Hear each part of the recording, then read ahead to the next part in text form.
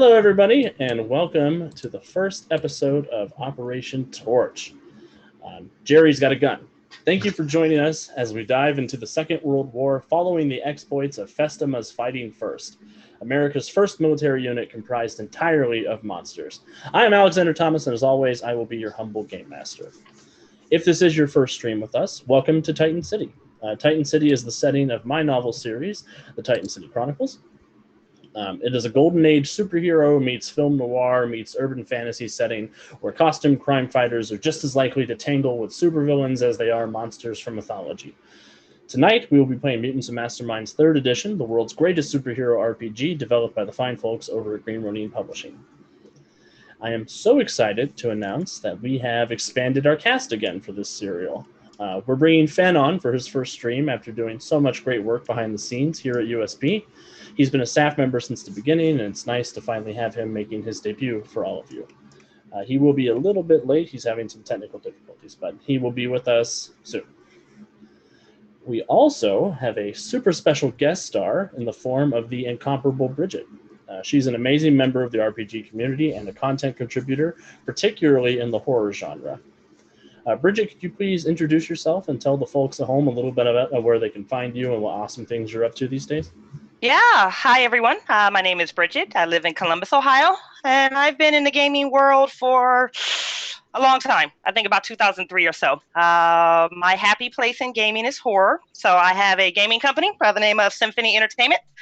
You can find us at Symphony Entertainment on Facebook, also on IG. And if you are interested in horror gamings, we do have a Facebook group called the Symphony Social Dissonance Gaming Club. So if you love horror games, no matter what it is, hop on over. It's free to join. It's free to play. Share your imagination with us, and let's try to pretend to escape how bad 2020 really is.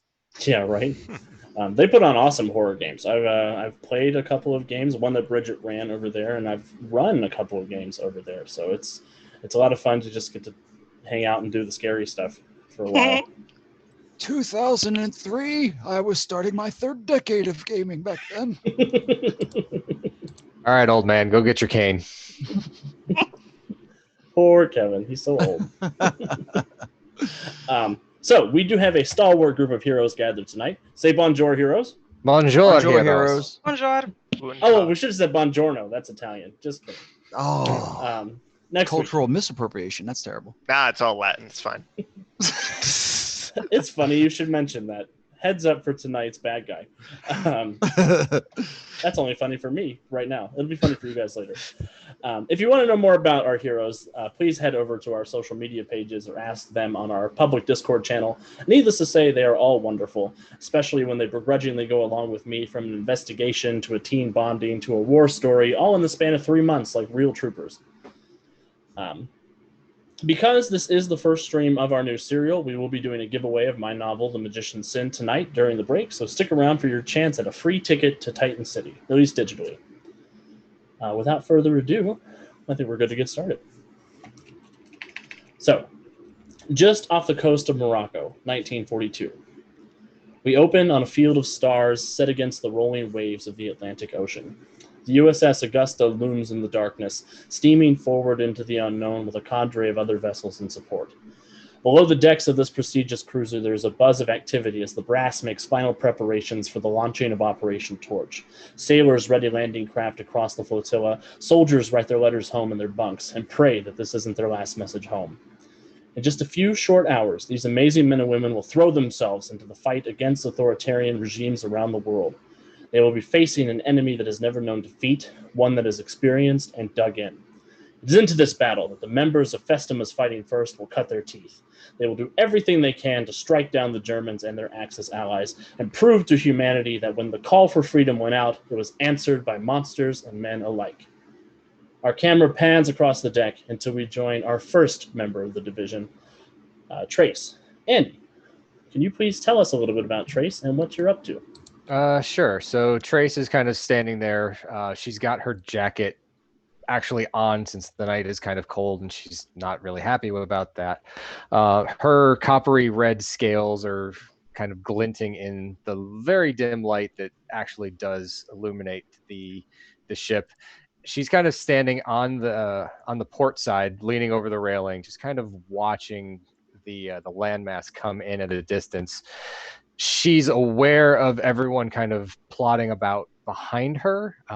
She's also aware that most of the people on the ship are human, and they don't have very good things to say about her. So she's got a scowl on her face as she's kind of rubbing her arms beneath the jacket to try to warm them up just a little bit. Yeah, it's brutal. November in the Atlantic is no fun. No. And yeah, the people on the deck are sort of, keeping a wide berth around you. You have a nasty reputation for yelling at humans. Mm-hmm. And it's hard to disguise the fact that you are a monster to them. Oh, yes. I mean, the fact that I'm quote unquote out of uniform to them, wearing my jacket, my T-shirt, and, well, what they might consider an inappropriate piece of swimwear without pants or boots, kind of lends to that whole rebel persona that I've kind of given myself. Awesome. As Trace is looking out across the land masses, is there anything Trace is thinking or wondering as everything is sort of moving along? She is thinking to herself, this had better be worth it. I had to get away from that insufferable DMA agent who couldn't leave me alone. And then I joined this ragtag group of wannabe heroes, and this is where they send us? At least the desert's going to be warm. Awesome. So Trace is having her private little brood on deck. Mm-hmm. And we pan across the ship elsewhere to Braden. Braden, can you tell us a little bit about Mark or Ma'ark? Mark is very short. He's a furry little creature with a helmet pressed over top of his head, and it folds his ears down. He's got a little overbite. He's probably no more than 4 feet tall. He's standing up on his tiptoes to see over top of the rail, and he is just like wide-eyed, staring at the ocean, and just under his breath, wow.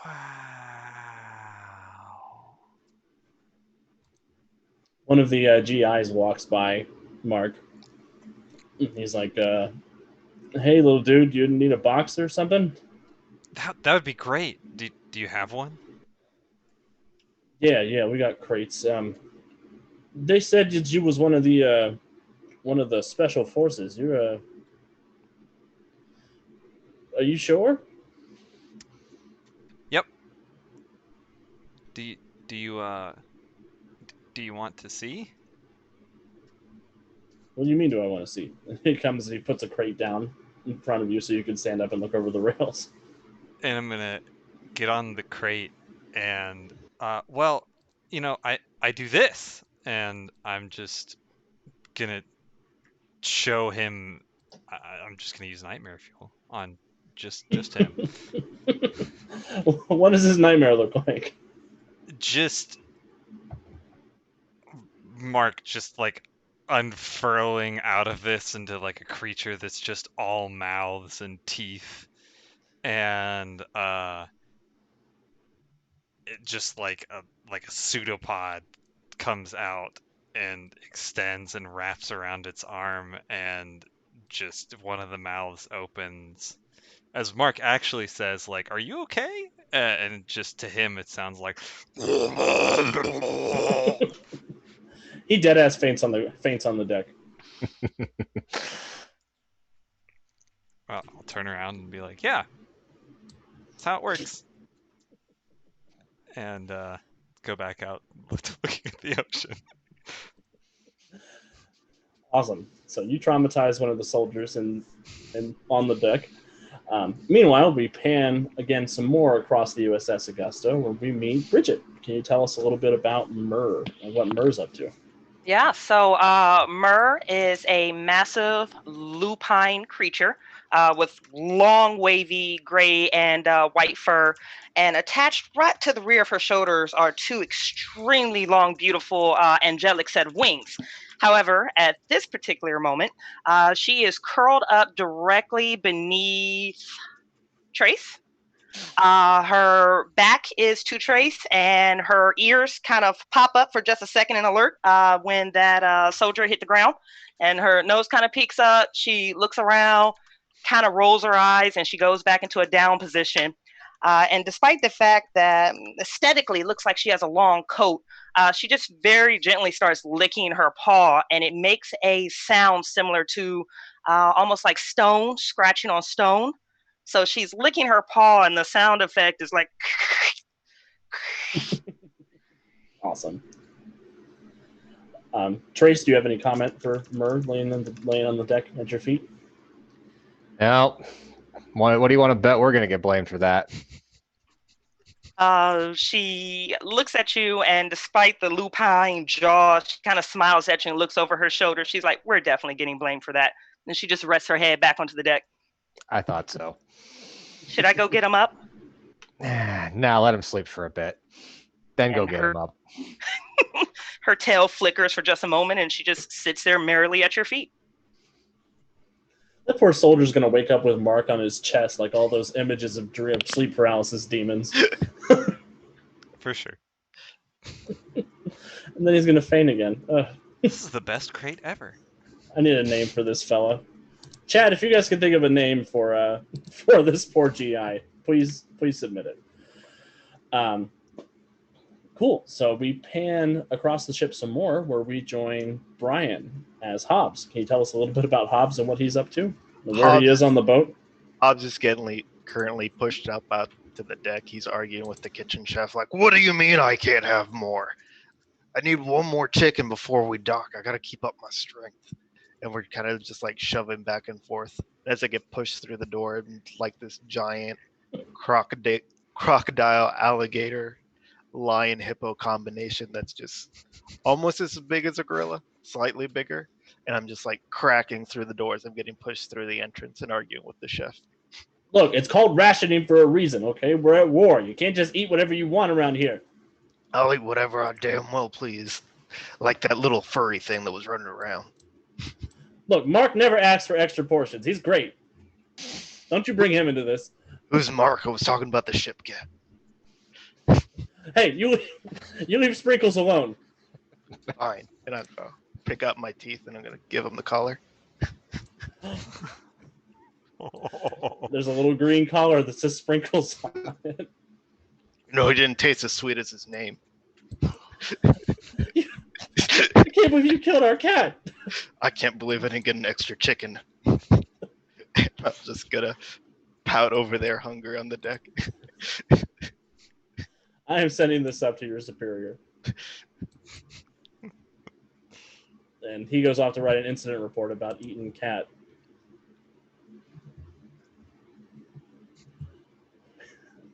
Awesome. So then we pan across a little bit more to Hal and Kevin. Kevin, can you tell us a little bit about Hal and where you are on the ship, what you're up to? All right. I suppose Hal is looking out over the bow of the ship as it slices across the Atlantic. He's not bothered by the cold. He is quite adapted to it. His skin is sort of a bluish gray, hairless, slick-looking, large dark eyes like a shark, small sharp teeth. He is wearing combat fatigues minus the boots because his feet do not fit into standard issue foot gear. They look as though they are, in fact, a giant pair of flippers. It's a little unnerving as crewmen sort of scurry about. He walks in a way that seems unnatural to them, but he is not awkward, but his body is adapted to high-speed swimming, and so he moves in a way that seems very inhuman at its base. One of the infantry lieutenants, that is getting ready to make the landing that will follow their mission is sort of nervously pacing about. Hal will just sort of glance at him and then continue looking out over the rail, sort of pondering the upcoming mission. Awesome. Yeah, all of the guys, they're you have a reputation for being sort of weird, so they're all huddled together talking a little bit about, how ready you think these recruits are to hit the beach, how many flags are we going to have to send home after all of this is going on. And they're just sort of gossiping.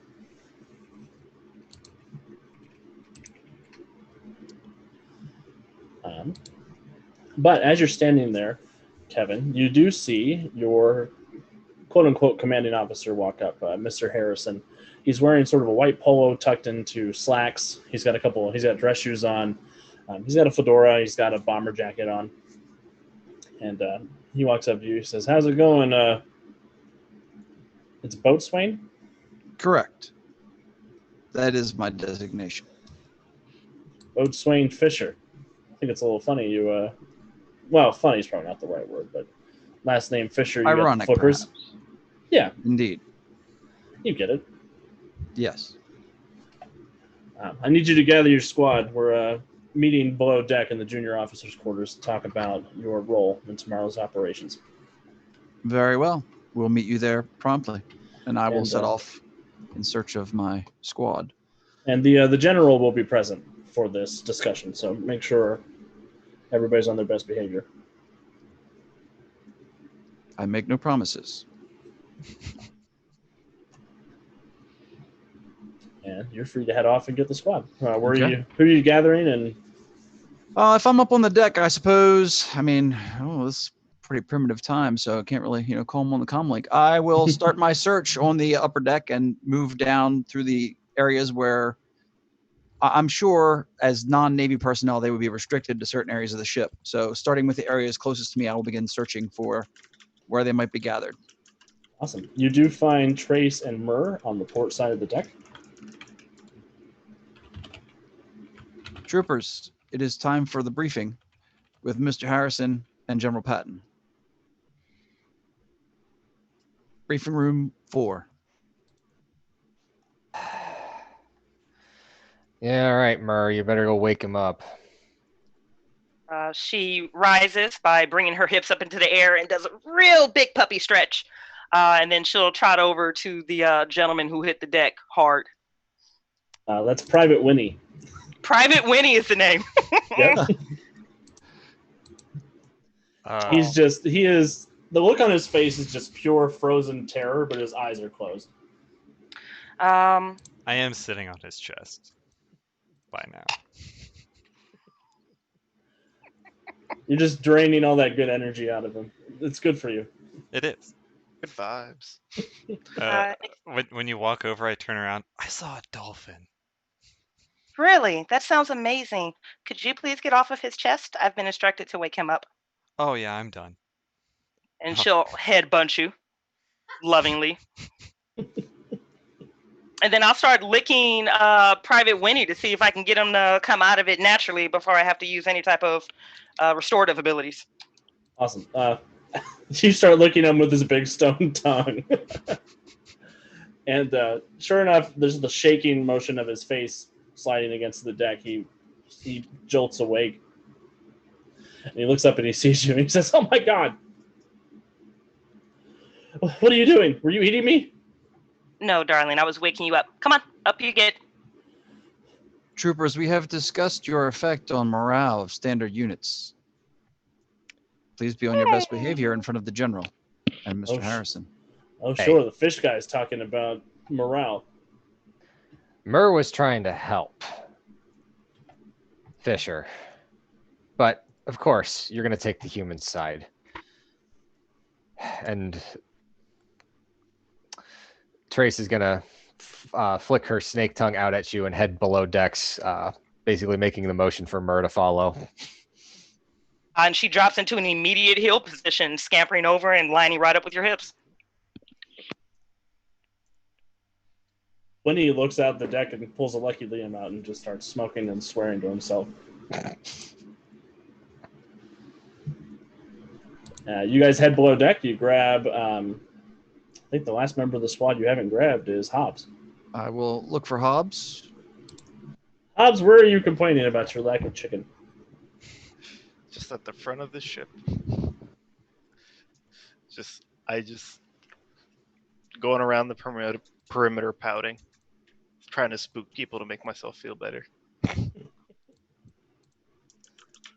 Hal, you do stumble upon him as he's trying to sneak up on a couple of GIs, looking menacing. Trooper, that conduct is unbecoming. We're all unbecoming here. Is it time to start already? It is time for the briefing. Mr. Harrison is here in briefing room 4. The general will also be present. Okay. Please remind him that you have satisfactorily completed military training and know how to conduct yourself. I won't talk during the meeting.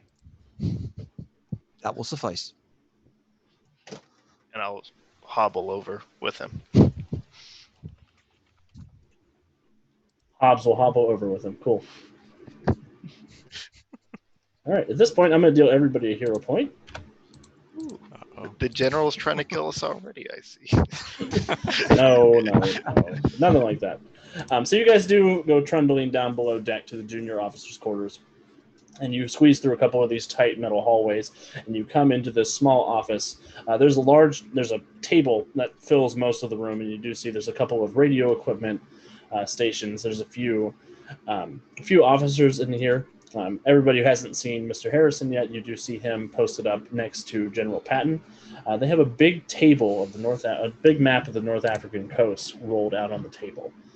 You see they've got a couple of different squares for a couple of different units, and you do see they have a black onyx statue for your guys' unit. And Harrison says, "Oh, nice of you guys to join us. Thank you for making your way down here." Mr. Harrison? And General Patton sort of looks at all of you guys. He's got very narrow eyes. Trying I will to salute the general. I'll- Because he's a I'll- general. You should salute. I'll look over at Hal and then just quickly also salute. I'll throw a salute that looks half-hearted, but is just within parameters to fit without being, completely and utterly out of decorum. Awesome. And he says, "As you were, soldiers." Okay. And Patton asks you guys to come closer and look up at the map. He says, "As you may be aware, we have been tasked with the operation of liberating Casablanca from Vichy French and Nazi forces.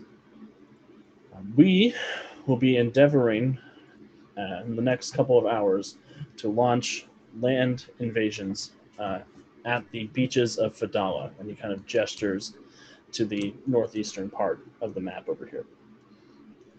This area isn't as heavily fortified as Casablanca itself, so we will be moving in there, establishing a perimeter, and then our mission is dual-parted.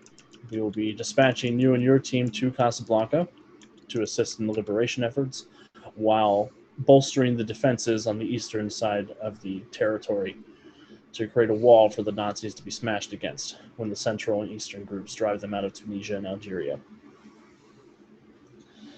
Your mission this morning," he sort of gestures to a couple of different indicated sections on the map, is two-part, mainly two-part. You are to neutralize coastal batteries near Fadala to make it safe for our ships and landing transports to arrive prior to the invasion, and you are to eliminate any enemy paranormal assets on the field. Specifically, we want you to take out the coastal battery here on the beach and here at this rail station. If you can capture the rail station as well, that would go a long way to securing this front. Any questions? Only paranormal people. No, you will also be tasked with eliminating Vichy French and German and Italian soldiers in the area as well, Just being clear. and hardware.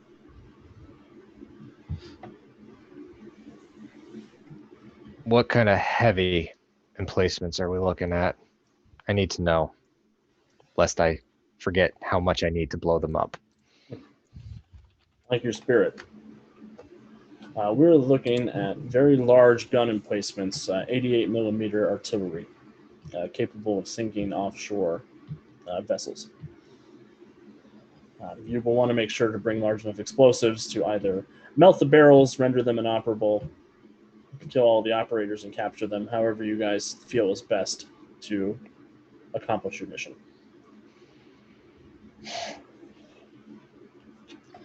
You will be landing on the beaches 3 hours before the primary soldiers will be landing. And your operation will be in conjunction with a number of other special forces teams that will be attacking coastal batteries elsewhere along this landing site. Mr. Harrison informs me that there is one particular paranormal asset on the field.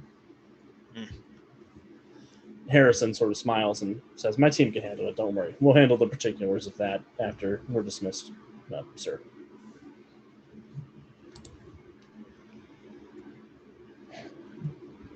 And they all look at you. Any questions? I'm going to look over at Fisher, Boatswain Fisher. Sir, is this silent running with us going in first, or are we getting any kind of support? I believe we could expect this to be silent running. Support would give away our presence. So we must move quick and strike hard. Of course.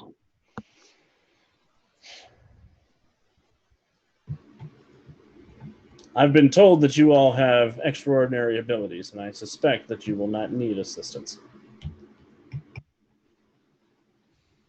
You can tell that Trace is biting her tongue. She wants to say something more, but she's holding it back.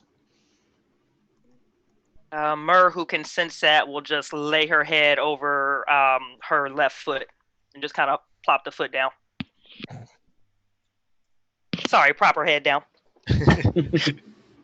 Foot paw. Foot paw, it works. Foot, paw, jaw. All body parts. You can see a nightmare beginning to bubble up, like out of Mark, and he just like. Oh, simmer down. Simmer down. And Patton says with that, you are dismissed. Finally. Attention! And Hal will rise and salute the general. And Preston will go out with you guys. He sort of takes you up to... he'll take you up to the deck where they have a landing craft prepared for you to sneak ahead onto the beaches. And Preston says, "Well, this is your guys' first chance. I hope you don't mind, but I do have an additional soldier for your unit." And he sort of gestures over, and you see Winnie walks over. He says, "This is Private Winnie. He is an Army photographer. He will be documenting your exploits throughout the war. Well, at least until we have to replace him with another photographer." Winnie looks at him like, "What the hell did he say?" You ready to die for the perfect shot, Cracker Jack? Is No, this wise, Mr. Harrison? it's necessary. You know, there are a lot of people back home who don't think you guys should be participating in these efforts. And it is my opinion that we have an opportunity here to change some of that public perspective. Right, so not only are we the cannon fodder, we're also your publicity stunt. Wonderful. You're not my publicity stunt. You're the monster community's publicity stunt. Sure, potato potato at this point. We're only cannon fodder if we die, Slither. Scaly, you know what they're sending us up against? You heard about those guns? I don't care about no guns. I care about dinner. Scaly, the guns are as big as your friggin' head. It'll taste just as good. Hobbs is right, though. The guns aren't going to be your main problem. And Harrison opens up a manila folder. He says, "I do have some intelligence from Allied forces Allied intelligence, that's dumb, in the area. Apparently there's an Italian asset that you're going to be going up against here in the desert. Not a whole lot is known about him other than he is called Legionis, which is Latin for legion. Growls, and you can hear that sound of like gravel pouring out of her chest. What do we know about this Italian super's abilities? Well, a lot of legends, a lot of hearsay. I had to do some digging in some historical records. Apparently, this Legionis fella, his name is Severus Septim. He was a centurion in the height of the Second Punic War. And he ran afoul of a Carthaginian witch who cursed him and his legion to wander the deserts forever, lamenting the loss of Rome's greatness. Screw Rome. Screw it to hell. So he has survived for almost 2,000 years. Therefore, we should be cautious. I would advise caution. Ability-wise, he seems to be a crazy Roman zombie.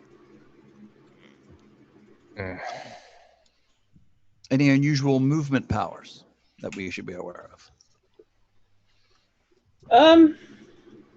Well, there's a legend that I don't want to give too much credence to because it could be exaggeratory. I mean, you know how Diogenes can get. They say that he moves on a road paved with the skulls of Rome's enemies. Those might be in short supply these days. Well, if you listen to Mussolini, all of you are enemies of Rome right now.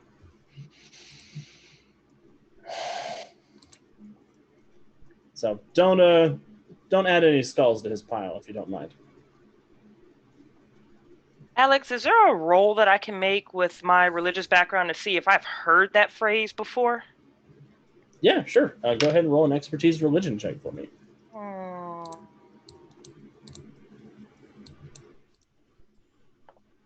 right, so as this will be my first roll in attempting this, I am going to character sheet, powers, advantages, No, stats and skills, and then click on expertise religion, and it should roll.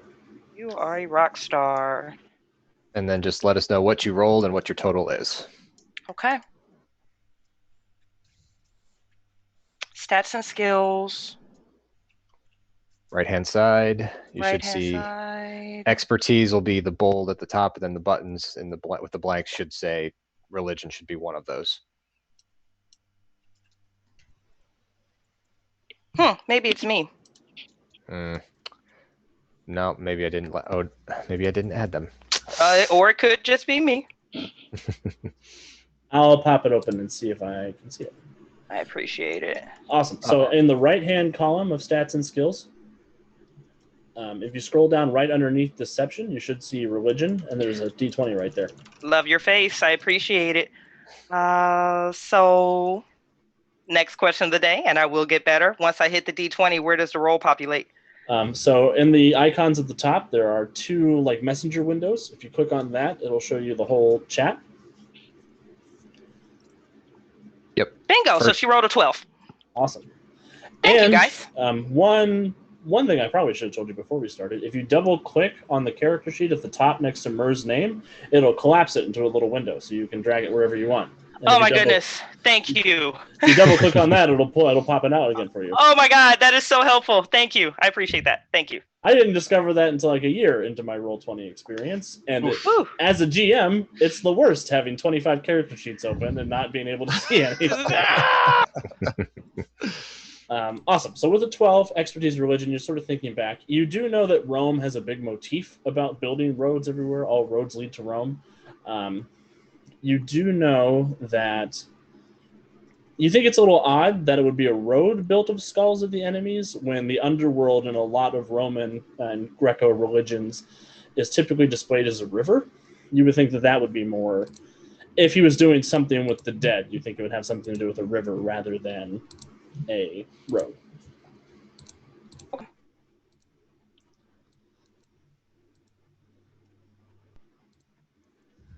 And Fen is here.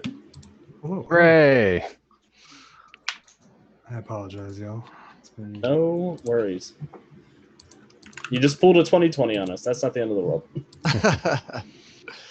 Bear with us as we reevaluate our windows. All right, everybody switch characters. Kevin's head is GMing now. What? But I made this character. GM brain. Oh.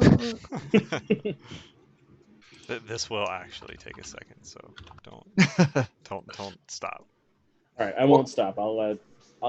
Could Fen intro his character while we're getting the lenses sorted out there? He sure can. So Fen, Hello. please tell us what.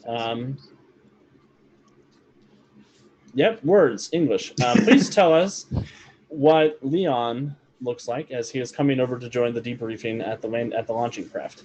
As he's walking over, you almost could mistake him for just another Special Forces commando. He's got, that average, like he's got the utility belt with a couple magazines and pistol rounds, nothing of anything else. And just that, the utilities of so many people coming off the beach off in the distance. The only thing it kind of maybe gives you that sense that something is off is the eyes that are unnaturally yellow, almost brightly so. Like they're glowing, but not quite. Maybe it's the light. You can't quite tell. Otherwise, he's got brown hair that seems to be mostly just kind of buzzed for the sake of ease. And that's underneath a helmet. He kind of takes it off and wipes his brow as he comes over. Did I miss anything, Tress? Oh, nice of you to join us, Vincent. You missed your chat with General Patton, but I'm sure he didn't notice. He won't miss me too much. Your guys' mission is to storm the landings at Fadala and take out 2 coastal batteries that are threatening the naval invasion and eliminate an Italian paranormal asset known by the name Legionis. Legionis. Does that ring any bells for our lovely Leon? Oh no. Roll an expertise history check. Okay, give me 2 seconds. Which, if you pull up your character sheet on Roll20, it should have a section for your expertises in the stats and skills table on the right. I don't know if you have expertise history. I don't believe I do, but I will double check. Okay. Or the advantage jack of all trades. It would cover that as well. I don't think I have that either, but I'll double check. Let's see. Expertise. I do not for history. You have magic? I do. You can roll an expertise magic check. It'll be a little harder to achieve than an expertise history, but we'll go with it. That is going to be. Ooh, let me scroll down. An 18 for that magic. So with an 18 on expertise magic, you've heard of this entity before. You don't have a whole lot of specifics, but supposedly, according to legend, he is a Roman centurion and whose legion was damned to forever roam the deserts of North Africa by a Carthaginian witch. Right. So we're finally taking down old Spartacus. Not really, but you get the idea. But Harrison says, I don't think he'll be on the beach, but keep an eye out for him at the rail station. Rail station, what's moving all the shells, the batteries? Yeah, and there are a couple of backup batteries there. So we want you to storm this location here on the beach, which I'll ping right here. And then after you take out those guns, move along to this rail station, secure it. It'll help the Allied invasion in general. Roger.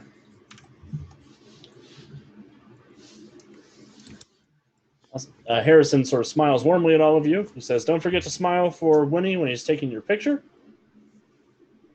Anything else that you guys can think of at the moment? How long until we launch? Well, we're hoping to launch in the next hour. All All right, troopers, equipment check in 30 minutes. Have your gear packed out and ready to go. Copy. Yeah, Winnie, don't forget your first aid kit. What? Wow. I'm a photographer, not a medic. Why would I need a first aid kit? Stop yourself from bleeding out. Oh, Yeah. poor Winnie. What? I'll look over at Winnie. Bullets are really dangerous. I don't think Scaly's talking bullets, Mark. I mean, They're not going to shoot at me, right? I've got a camera. yeah, they're gonna shoot you. I mean, I've got a camera. Troops, equipment check. The clock is ticking. Oh yeah, let me check, and I just look at my claws. I think Or do you need anything from our bunk? No, I think I'm okay. Hal, could I have a moment of your time, please? Yes. I'll step She, away from the group.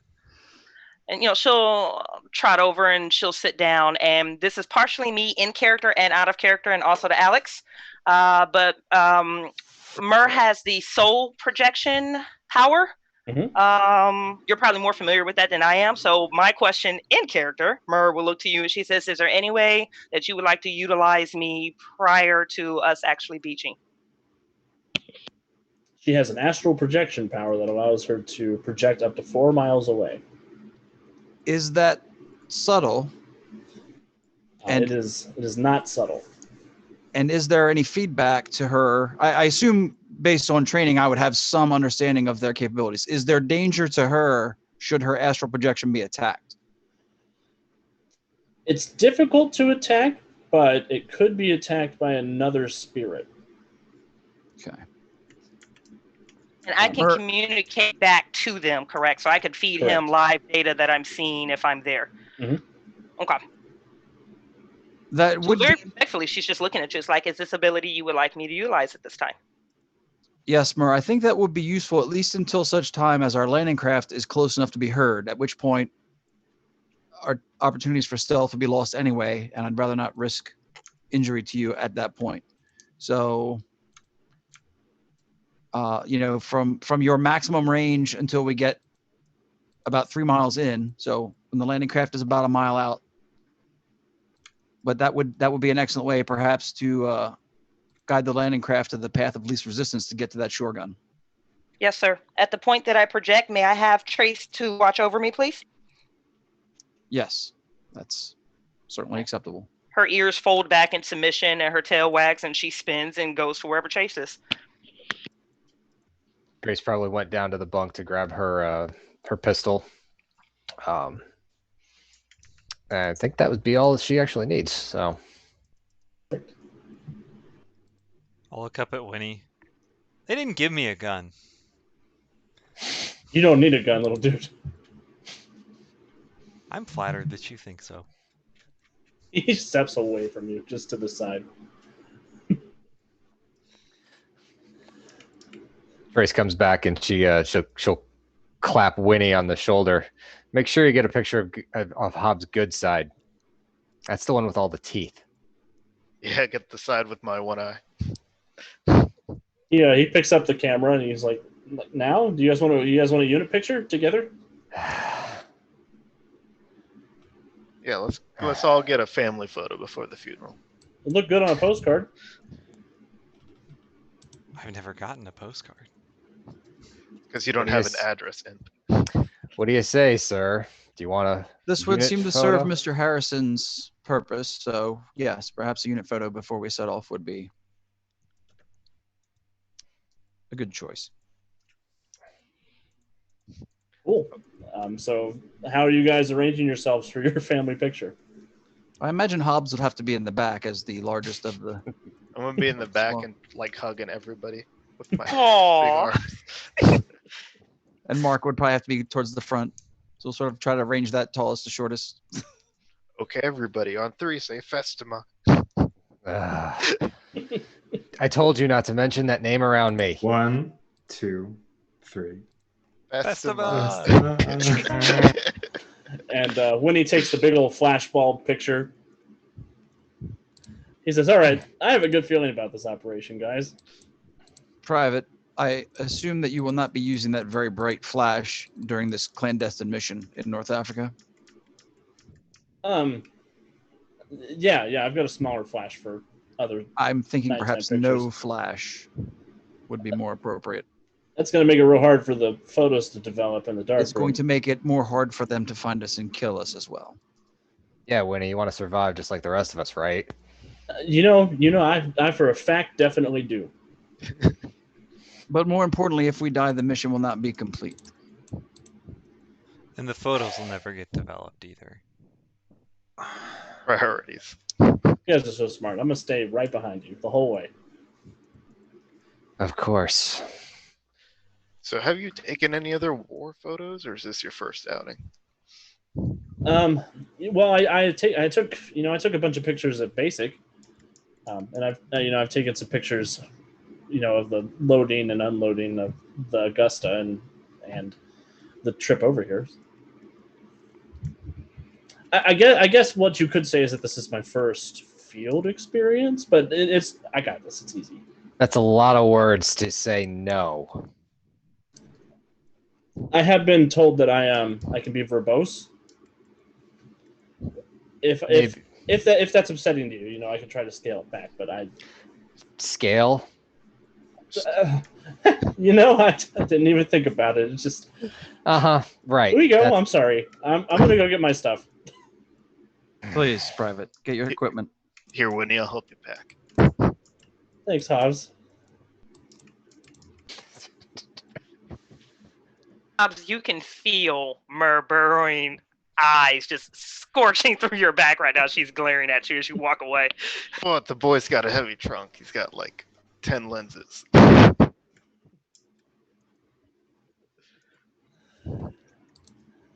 guys are out here with Jimmy Olsen getting ready to go storm the beaches. Gee willikers. Awesome. So you guys all come back for your equipment check. You load up in the landing craft, and off you guys go. When you guys get 4 miles out from the objective, Mur, is your intention to soul project and see what you can see? Yes, if that is what I have been cleared to do by Hobbs. Not Hobbs, Hal, sorry. Believe me, when I was making the tokens, I was like, we've got a Hal, a Hobbs, a Mark, and a Mur. Luckily, everybody's names are really short, so they all fit Welcome right to the there life on of the a thing. teacher. Oh, I have 2 Elenas, 3 Olivias. What is going on here? 10 years ago, everybody was named Madison. It's crazy. Yeah. I don't have a So as soon token as Hal for gives you. me the go, she is out of here. All right. Cool. What does it look like as you project your astral projection into the universe? Mur? When she actually goes astral, she fully cements, and for the first time, well, not for the first time, but when she goes into that form, actually looks just like a stone creature. So she's probably in a sit pretty position with her wings slightly open. It cools over, calms down, and then the image that you usually see of Mur just kind of steps out of the statue, and those wings in that transparent, translucent form expand out, and she starts heading that way. Awesome. So when she's actually projection, does she actually turn back into a stone gargoyle? I'm going to say yes at this very moment. That's pretty cool. Thank you. Awesome. So I'm going to drag us over to the beachhead map. However, Mur should be the only person who has vision. So let me know if everybody else can see anything. Oh no, it's all black. No. I can see nothing. Nothing. Hey, Do you friends want- and family, how do I Oh, what's the minimize joke? your icons so I can see the Oh. map? Go to the gear. Scroll down to where it says chat avatars. Choose that and go down to say names only. Gears. Got it. Scroll Right-handed. down until you see Game chat settings. avatar- Game settings. Got it. Chat avatars. And then you can choose large, regular, small, or names only. I usually do names only. You are officially my favorite person of the day. Thank you. You're welcome. As I said earlier, Andy and I have the same knowledge, but he has the reflexes of youth and therefore can get it out faster. So therefore, I'm merely here as a paperweight. Oh, we can see everything now. Oh, I gotta look. Just kidding. Not everybody can. Just I can't. Just the audience at home. Yeah, should just be Bridget and Braden, since Braden is the Okay. vision the audience sees. And I trust Braden not to use outside knowledge. Fool! So Mur, you come swooping in across the dark ocean, coming up to the white sands of the Moroccan coast. And sure enough, you see the weapon emplacement that they've mentioned. You see this hulking coastal cannon aimed out over the ocean. You see sort of the very large concrete structure that's been built here. And you do see there are loads of French and Italian soldiers just sort of pacing around. They have 2 light tanks patrolling the beach as well down over here.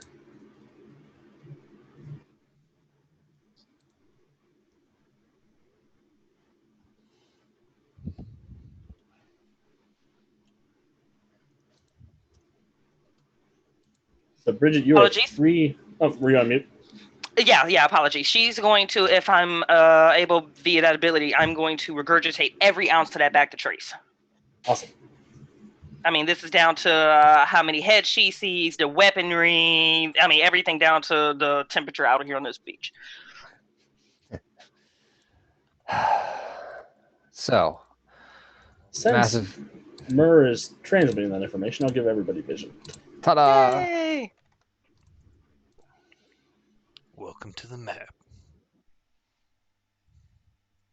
I can see. That can gun fight. is our target. This beach looks pretty open.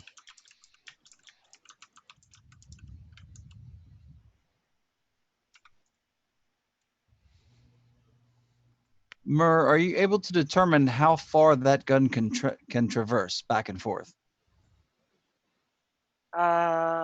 Yes, sir. I can try. Alex, how do I determine that? You can fly up around it and give me a perception check. It's going to be kind of tough because basically you're going to be looking at the crank on the back of the artillery piece to see, sort of guess how many degrees it can pivot either to the left or the right. Okay. It does look like it is a fixed position, though. It doesn't look like it's something that they can just come in with a truck and move it somewhere else. Got it. So sending that information back. I have rolled perception. I myself can find the chat. Maybe not. Might be slow load. There we go. That could be it. Sometimes Roll20 moves a little slow. You clicked on the perception button on your stats and skills? Yeah. I can try it again. Yeah, try clicking Okay. it again. Will do. Sometimes Roll20 needs a little picking up. All right. Rolling perception again. May I do this stealthily as well while I'm already not able to roll successfully? Yeah. Give me a stealth check as well. You did get a 17 on your perception. Thank you. I appreciate that. And here's the stealth roll. Oh, you got a 23 on your stealth roll. Oh, so fancy. You got a couple of enemy soldiers on lookout. We'll see if they noticed anything. Nope. I got a 12 on my perception check, so you're able to just sort of swoop around, keeping an eye on things. With a 17 perception check, you can see that there are wheels that rotate the cannon in either direction. It doesn't have a list of how many degrees, however.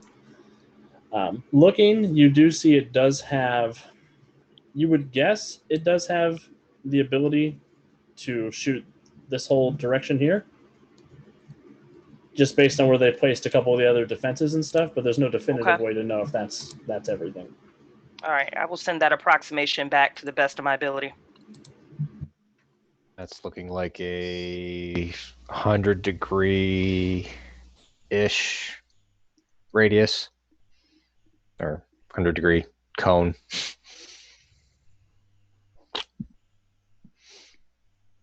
Okay, you guys only have one target that's basically big enough for it to hit.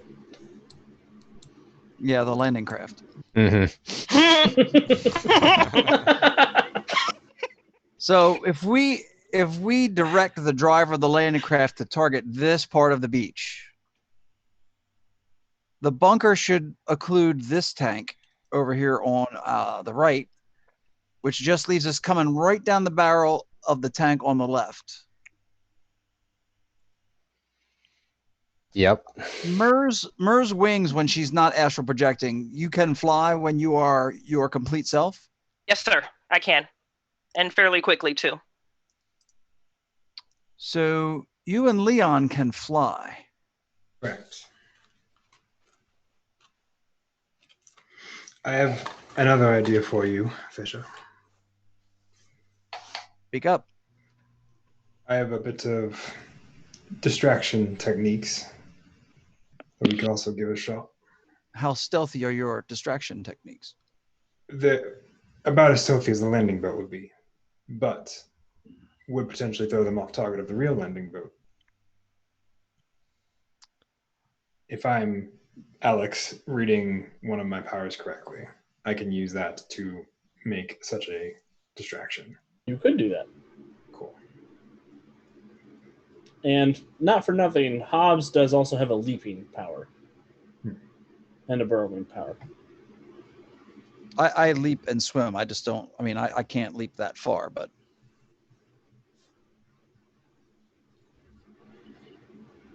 So. My thoughts are that perhaps Leon and Myr should be on hand to create a distraction at the tanks, at both tanks. Hopefully that chaos will, if we have the driver target to bring the landing craft in over here on the left. How far can you leap, Hobbs? I don't know how far away is that guy over there. My eyes aren't too good. Well, I mean, at this point, we're still several miles out. Oh, Oh, please. can't- I I don't find can't- out how far he can leap. I can't leap several miles, sir. He can leap 60 feet at 16 miles an hour. No, my bit.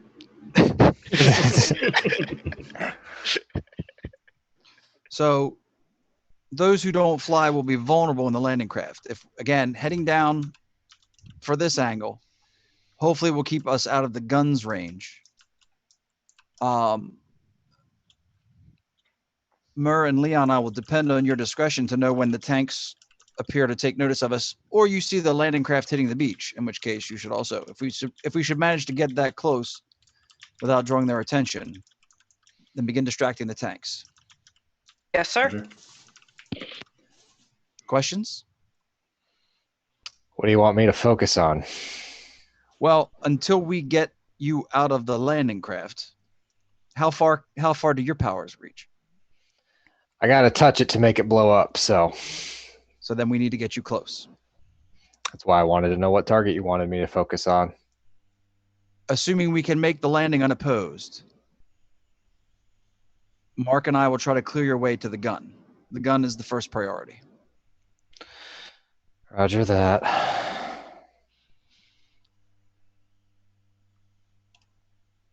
I was about to ask use of force, but this is World War II. We don't ask those questions. We don't ask those questions. Yeah. They're Nazis. Of course we're using force. Yeah, exactly. Punch a Nazi. Blow up a Nazi. Whatever. Ryan's going to eat a guy. I'm gonna eat many guy. Tastes like chicken. You killed a guy. I did adjust the token sizes to make you guys the correct size. I made Mark real little and Hobbs real big. I'm going to move Mark to the front layer-wise, just so he can ride on people's shoulders if he has to.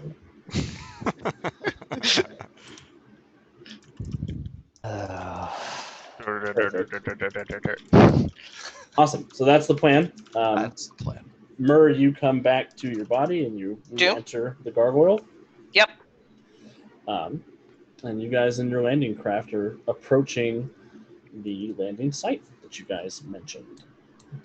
I will let you guys arrange yourselves as you want to be arranged inside the landing craft, which a smart person would have come up with a token for the landing craft, but Not if you intend to blow it up right away. Why go to all that effort? Yeah. X. Also, true. when we get into visual eyesight, Leon will begin flying.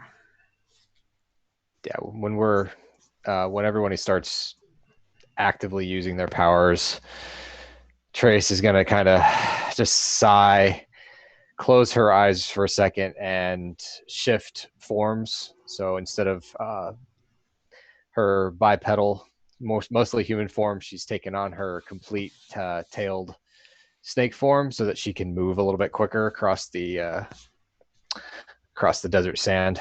Nice. What does the transition look like as your legs disappear? Yeah, so her legs basically begin fusing together.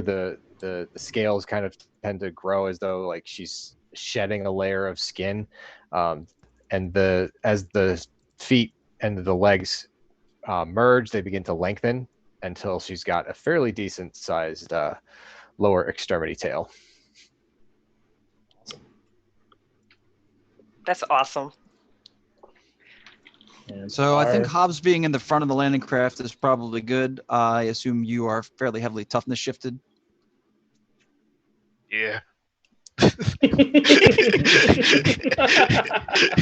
So in your approach to the installation, wrecking that fence will go a long way towards getting the rest of the commandos in where they need to be. Okay.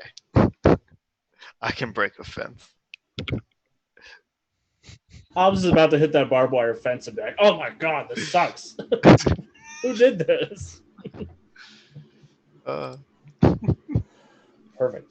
So I guess Leon and Mur could move their tokens out of the boat because they're on air. You guys have complete control of Yep. your tokens, so please Yep. feel free to put them wherever. Well, first, here's what we're gonna do. Is that barbed wire or wave breakers? That's barbed wire. Okay. Probably tank traps in the middle too. Well, Yeah. I mean, I'm just assuming, but I will go ahead just to see how well this works. Mur, you can keep your 23 stealth check, but I want everybody else to roll a stealth check just to see how much of a drop you're going to get on these guys. I'm gonna guess we're not nearly as unstealthy as the as the landing craft is. But what the heck? 20. Hey, it's Nice.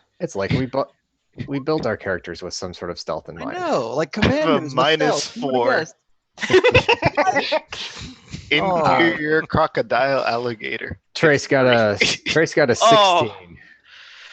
Fisher has a 27. 25 from Leon. Almost the lowest I could have rolled too. Dang. Hobbs got a 3. I mean, yes, that's expected. So, Hobbs, I'm going to use your stealth check for the landing craft as well. Feels right. I like that. That's appropriate. That's fair. So, Leon and Mur, since you guys rolled so well on your stealth checks, please feel free to move you guys wherever you want to be at the start of violence. Leon is going to be heading up the other tank to provide distractions. Violence. For the sake of my ignorance in roll 20, will you just place me? Yeah, for sure. Oh, love your face. Thank you. Yeah, you should be able to just drag the token wherever you want it to go on the map. Oh, nice. Aw. Got it. She is going to utter a prayer right before we finally depart. The prayer to Saint Michael, the Archangel, for battle protection in battle. Before she flies off. Awesome. I thought Winnie was the only other person coming. Who's Michael? I need to grab a Winnie token. Yeah. I was I going to will- say. I will turn around and tell Trace and Mark to move up behind the large damage-resistant trooper in the front of the landing craft. Well, don't crowd poor Winnie out. Why not, sir? I thought you wanted him to survive this mission. I'm just standing at about his knee height, and I'm like, you're going to be fine. He's got an M1 Garand that's kind of shaking a little bit in his hand. He's got the camera wrapped around his neck. He's like, when Harrison conned me into doing this, I didn't think it was going to be this scary. And when he says, I didn't think it was going to be this scary, that's when the gun hits the landing ship. So everybody, roll for initiative. Well, bam. So click on your Aw. token before you roll for initiative. That way it'll populate the Yes. list for those of you who are new. 8. 15 for Leon. 15 for Trace. A lot of 15s today. I'm keeping it real at a 13. Murr's also at a 13. That means I got a 5. Looks like you have to add Mur. Alex, I'm not seeing her in the turn order. Oh, I didn't hit my token correctly. Yeah. It's okay. You're learning. I love you. Sorry. We love you too. And I'm sure the audience loves you too. Everybody give some love to Bridget in the chat. Love it. Yeah, the tech stuff, that's not as important as the role-playing stuff. That's very true. Yes. I appreciate that. Thank you. Awesome. Wow, that's a lot of matching numbers. Okay, so Winnie got first with a 20. He does not want to be here. Oh, Winnie. Leon got a 15, Trace got a 15, Mur got a 13, Hal got a 13, Mark got an 8, the tanks got a 7, the bad guys got a 5, and Hops got a 5. So yes, a shell hits the landing craft from one of the light tanks. Really mostly shooting at Hobbs, but it missed Hobbs and hits the tank. The landing craft sort of explodes, and Winnie dives overboard, and he's going to swim a little bit up to the shore, and he ducks down his rifle in the sand while he's prone in the ground. Where'd I? He's like, all right, soldiers, you do your thing. Winnie. Come on, creature commandos.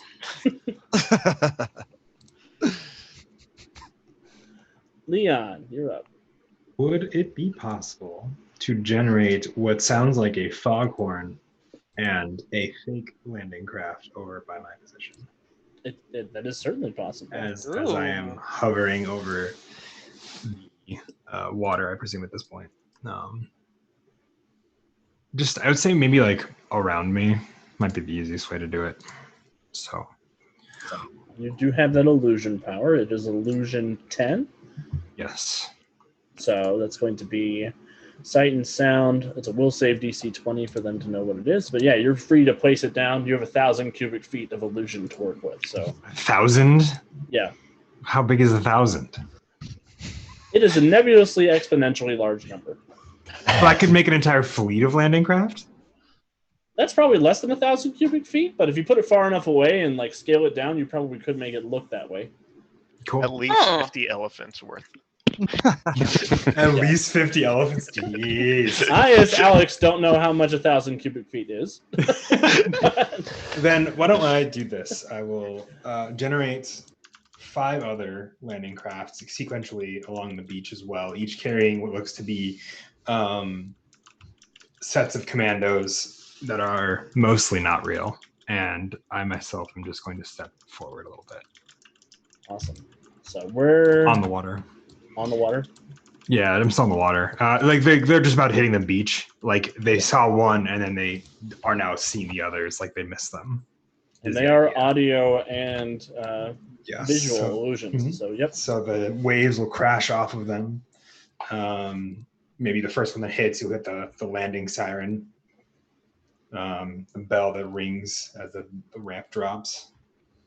Perfect. And then you do have a move action if you want to move anywhere, but I moved 5 feet closer. I'm not trying to get too close. I'm trying to be. Oh, cool.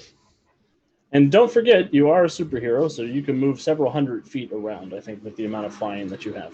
What? Yes. You can super move like a superhero. Or like Jagger. I'm gonna keep with. I'm actually gonna drop down into one of the boats, even though it's not really real, and then just kind of walk among the not soldiers. Cool. And what does it look like as the illusion pours out of you? What does your magic look like? It's almost this black ethereal energy that kind of just dips out of me and then wavers throughout shadows, almost like it's just altering what people are seeing, and then they kind of just corporealize into these landing craft and the individuals upon it. That's awesome. So Leo. Good turn. Trace, you're up. All right. So I do have a game mechanics question for you, Alex, because I have both my normal movement when in my tailed form, which also allows me to use my burrowing. Can I use those in conjunction with each other? Yes. Like, can I? So I can use some of my movement as normal ground movement, and then some of it as burrowing movement. I'll say yeah. Okay. It hasn't come up before, but I will say yes in the moment, and I will look it up later. All right. I mean, technically, not burrowing should be fairly easy to move through material. You're burrowing through air. You're good. Well, yes. Your full range of burrowing movement. I was figuring I was going to need to potentially burrow underneath the barbed wire, actually. So I'm going to move up, and then when I get to right there, I'm going to burrow and continue my movement. I'm basically going to I'll use it as 2 move actions. Mm-hmm. Yeah, and honestly, if you were really worried about it, you could just dive in the ocean and burrow underground, under the water, and try to swim faster than the tunnel. No, because I did also take the nice little add-on ability of water walking when I'm slithering. So that's gross. Trace is a big old water snake. Yep. So I am going to still be underground at that point, but I have burrowed up to my target or almost up to my target, since I can't burrow through concrete. Awesome. So you come up, you hit the concrete, and are you staying underground, or are you wanting to pop up? I am staying underground for now. Cool. Myrrh, what would you like to do? I just want total clarity from Hal. Which one of these did you want me attacking? Which one of these did you want me distracting? Looking at the map, you know, I'm pretty sure it's heading south or directly down from where the landing craft is, like the one that's straight down from the landing craft. Bingo. Okay. And then, Alex, there are exterior humans out there running around doing things or getting ready to go around and do things? There are. These guys over here are Italian and French soldiers. Okay. Well, let's go distract them like a good puppy should. She's going to expand those massive wings out. And if I can, Alex, ideally what she would like to do as a distraction technique is to swoop over there, grab one of them, and then go straight up in the air with them. Perfect. Cool. So go ahead, swoop in. Let me check and see if we added your grab to your sheet. I only added unarmed and throw. And throw maybe. I don't think I added grabbed. I will throw grab in there real quick. Her strength is 4. Yeah, 4. So the grab DC is 14. She gets plus 12 to hit with grab. Cool. All right, so Bridget, whenever you are ready, please go ahead and roll the grab button for me. You are a rock star. Do I need to refresh the sheet, or is it that amazing where it just does it for me? I think it's just that amazing where it does it for you. If you scroll down to your offenses, it should be in there now, I think. Look at technology doing stuff. You got it. Aw. Well, you do get a natural 1 to hit, which ordinarily would not hit. But if you want to spend a hero point to reroll, you can do that. I didn't go over what hero points are useful for. That's what I spend all mine on. Oh, so yeah, let's drop a hero point to actually reroll that, please. Cool. So Bridget, if you go over where it says Symphony down there, you should see there's a little card with a number 2. You got it. If you click on that, it should open up to reveal a bunch of cards. You can drag that H out onto the map, and it'll spend it for you. I'm hoping I'm not dragging someone else's sheet. Yay! No, you're all good. Yep. Look at me being fancy. And then just go hit the grab button again. And the cool thing is when you reroll with a hero point, if you get a 1 to 10, you get to add 10 to it. So you're guaranteed to do better unless you roll a 1 both times. Yes. Or a 1 and 11. There's a lot of systems with a hero point mechanic to it. Nobody's quite as nice as me, some masterminds. Plug. Plug and go. Nice. Okay. So I think I rolled the grab again. Click it again. It's not popping up for me for some reason. Go. Oh, there we go. Okay, you did roll 2 ones in a row. However, because you rolled a 1, you got an 11. So you got a 23 to hit, which is enough to hit. Yay! God bless the rerolls. Ooh, Jesus, and the hero points. I love it. They're the bomb. Golly. All right, so since you grabbed him, you hit him. So he's going to make a strength check versus your grab DC. which is a 14. He got a 13, so you do get a hold of him. He is hindered and vulnerable. You are free to lift him up into the air. So grab. Just tell me which one of these folks you want to grab, and I will move them up in the air with you. Alrighty. Is there a way to get this hero point chart out of my way again? Yeah, click on the card above your name again. My world is doing so much. And I give you my deepest apologies.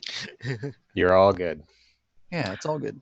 Alex, for the sake of brevity and keeping the momentum of the going, will you just, until I can get this sorted out, grab one, and I will gladly take him about 120 feet up in the air before I drop him? That's rude, but okay. That's a distraction, right? I mean, I would focus on the guy that's 120 feet up in the air. It's raining Nazis. It's Nazis without literally raining ankles scream Nazis. louder. What are you talking about? I am Italian. I'm a fascist, but I'm not that kind of fascist. You're enabling fascism, so therefore you are a Nazi. Facts. Bippity boppity boo. I was a Nazi all along.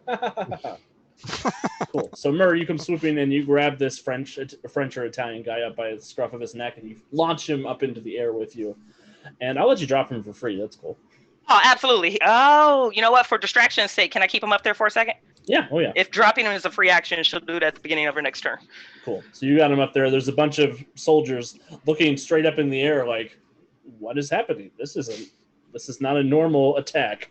This is not a normal attack. How? We signed up for war. This is not what we signed up for. War has a whole new face. Okay, so a couple of questions here. I'm assuming that there's actually a roof on this emplacement. There is a roof on this emplacement. Yep. And so These two boxes are pill boxes. Yeah, I kind of assumed from the. Sorry, I shouldn't assume, but sorry, World War II brain engaging. No, that's cool. I couldn't find good cutouts of pillboxes to put on maps, so I just grabbed gray squares. It screamed pillbox to me, if that makes you feel any better. Good. Good. So, knowing as their commanding officer, I would have some basic understanding of their abilities. Mark is somewhat resilient, even though he's small. Is Mark somewhat resilient even though he's small? No. What is the distance of say this square right here above the slit where the gun pokes out? How far of a drop is that? 1 second. From Mark. Mark is hard to hit with. No. Like if he were to drop from the air at the height of the gun slit over this square, how far down is that? Oh. So in other words, what's the elevation of the gun slit is what I'm trying to say. The gun slit is about 10 feet from the ground. So that's not terrible. No. Even if Mark is not an acrobat, he should be able to weather that without much difficulty. Yeah, if you chuck him over there, he'll be all right. I'm not going to chuck him. I'm going to grab him. And this sounds like the lead up to a chuck. Just saying. Well, my plan is to leap. Now, I'm assuming I have the leaping power, but I assume to pass through a gun slit, I will probably need some acrobatics or athletics or something like that.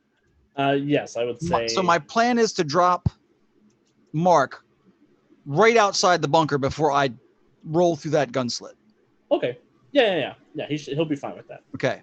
So I am assuming Mark will trust his commanding officer to grab hold of him, and I can carry about a little over half a ton, so I think I can carry Mark. Yeah, so you can carry Mark. I have the leaping, and I will drop Mark right in the square where my token currently is, like just outside the bunker. Whee! And then I will attempt to not smash myself over the front of that bunker with an athletics check, because that's a little better than my acrobatics. I believe in you. 26.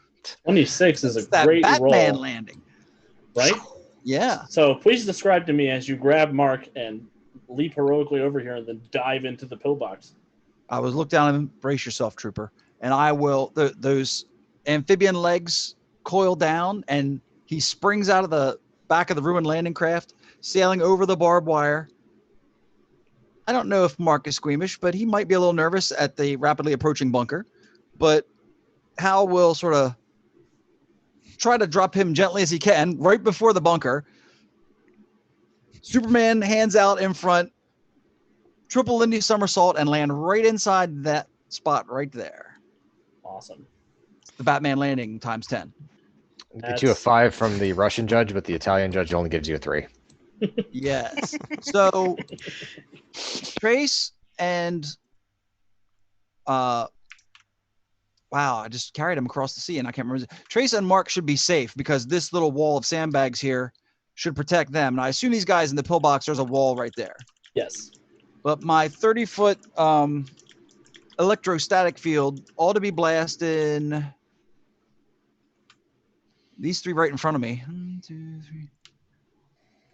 The guy on the other side of the gun is just out of range. Oh, no, he's just in range. It's just in range. Okay, so that should get, well, I assume this And- pillbox here is safe. Well, I think that's 30 feet going in there, and I feel like it fills the whole space.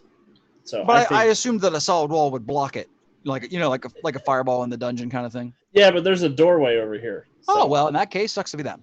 yeah. All right, so that is an area attack. So I guess first they'll need a dodge save of 20. Oh, it's damage 10. That's brutal. Yeah. That's a bad day. All right, here go my soldiers. I get a 14 on my dodge save, so I'll roll a full toughness versus DC 25. That is correct. They get a 7. So what happens to these poor fascisti bastards? Well, the fish man disappears. There is a light thump as he sticks that landing. And then there's a bright flash of light out the gun slit as a 30-foot radius burst of electricity lashes out and zaps a bunch of dudes. When he's down on the beach going, I thought he said not to bring the flash. I'm giving you a that's hero quite enough. point. I'm giving Trace a hero point. One thing I should mention that I'm going to borrow from our friend Laura, who was on the show last week, was feel free to nominate other players for hero points. If they say something and I miss it and I don't give them a hero point, feel free to be like, I think that's worth a hero point, and I will decide. But deliberate. Postulate? Posture. That works. Yeah. Awesome. Mark, you were suddenly on the beach in front of the pillbox. As I was flying through the air, I just look up at Hal. You know, a lot of people are scared of this, but this is all right. It's I like it. And okay, so there's 10 feet between me and the nearest entrance, like 10 feet vertically between me and the nearest entrance into this pillbox. There sure is. I believe in you. You can climb it. Yeah, I mean, I think I'd try.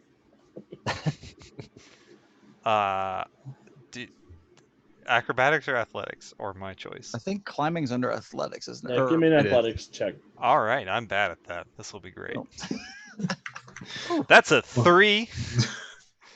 Are you happy with it? Not bad. I don't think it's going to get much better than that. More than to 2. be honest. But you know what?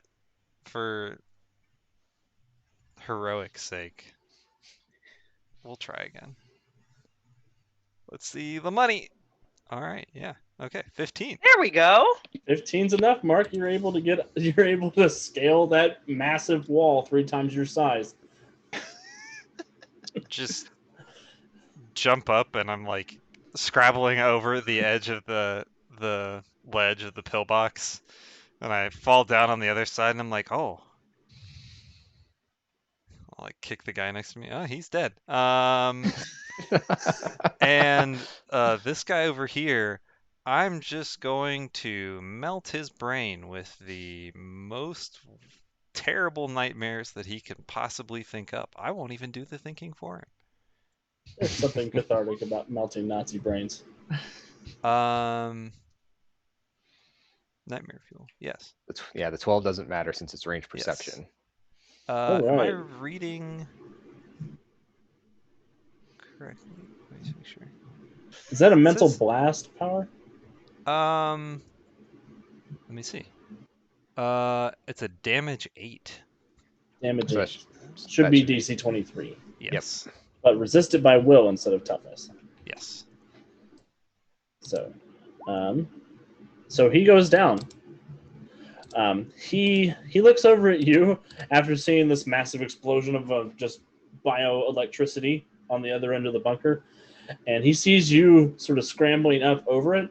And instead of being this cute little adorable green goblin, he sees a hellhound crawling over, just slobbering with acid teeth that melts the sandbag in front of him. And he says a prayer in Italian and just collapses to the ground with a heart attack. Let me check my. I assume I 30 feet of movement because I have no movement powers. Yes. Which means I can't get quite over to him, which is very frustrating to me. I'd like to sit on his chest. I will let you get all the way over there to sit on his chest as a free action. That's fine. Just pop a squat on top of this dude's chest and take a peek around the corner. See the guys in the up here in this room. Just wave.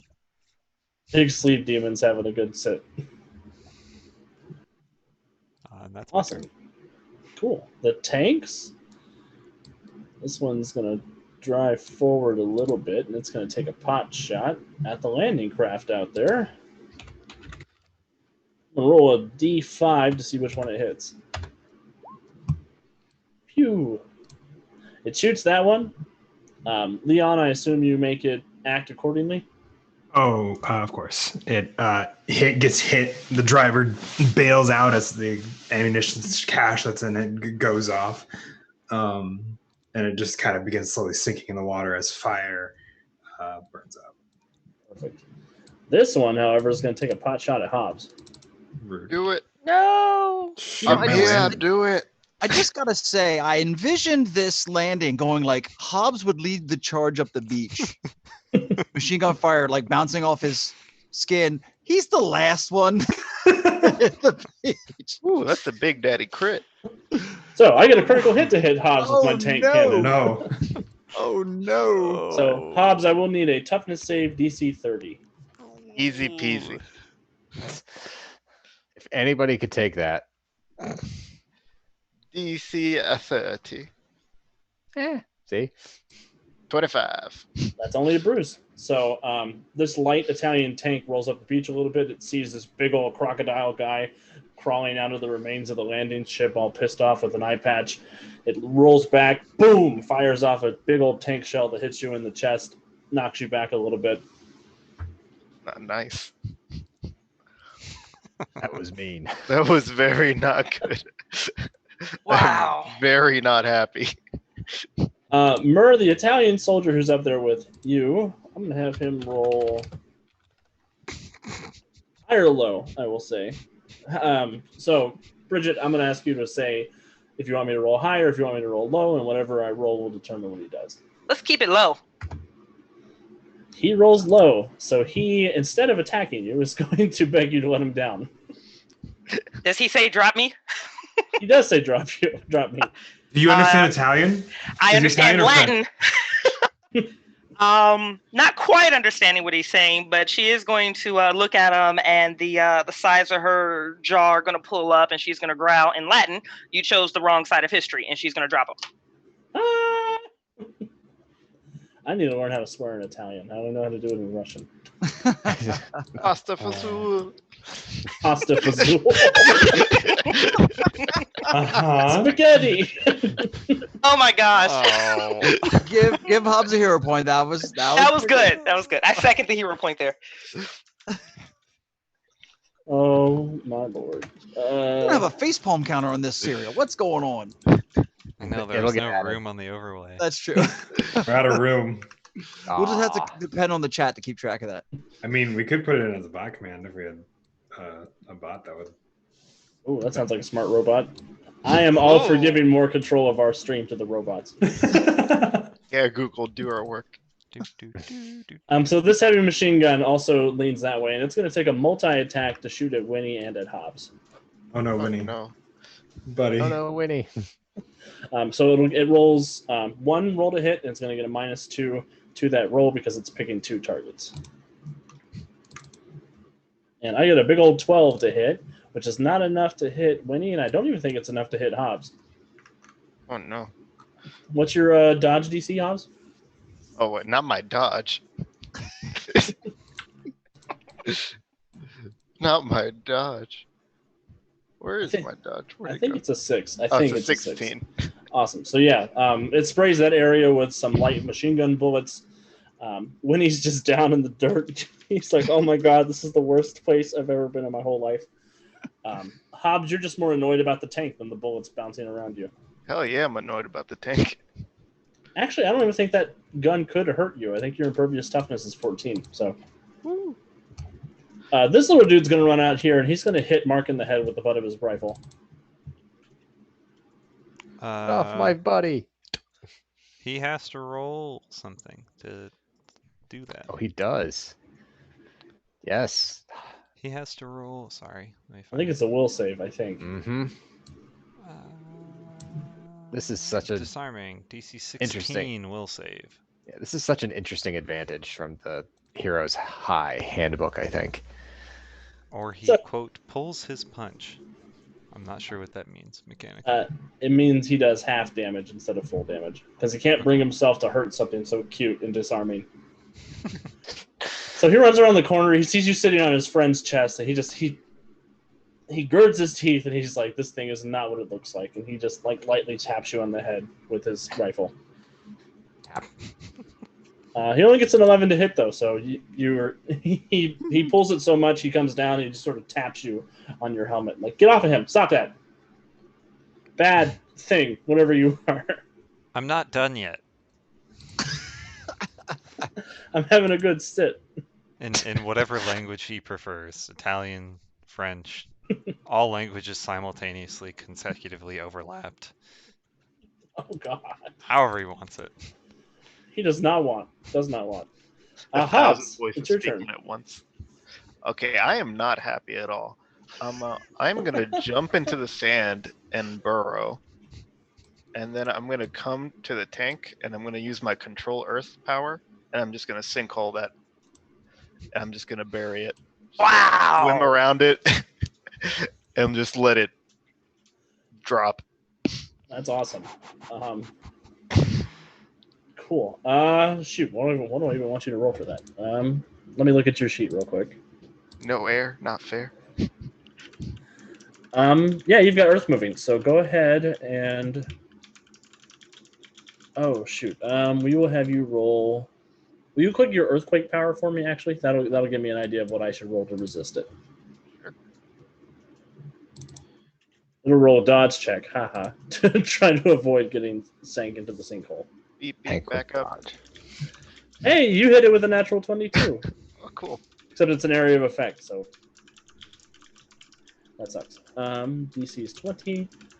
Awesome. I roll a 6, so you take that tank completely out of the fight. Please describe what happens to it.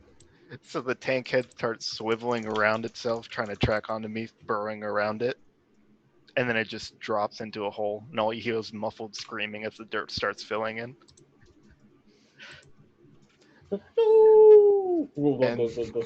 Then I will use a hero point to use my control earth to just put up a nice wall of stone there. Oh, Just for nice. my body. I won't make you spend a hero point for that. Oh, thank you, Alex. I'll just say that's part of your sealing the doom of all these tank drivers. You know, in 60 years, when this is a tourist beach again, some kid with a metal detector is going to have a real bad day. Oh, man. Real good day. Yeah. Both good and bad. Yeah. Winnie's going to crawl forward a little bit up to the nice stone wall you built for him. And he's going to pop over with his M1, and he's going to take a shot at this dude with the heavy machine gun. Pew, pew, pew, pew. And get an 8. So he's there for moral support. He's trying his best. Good try. Leon, you're up.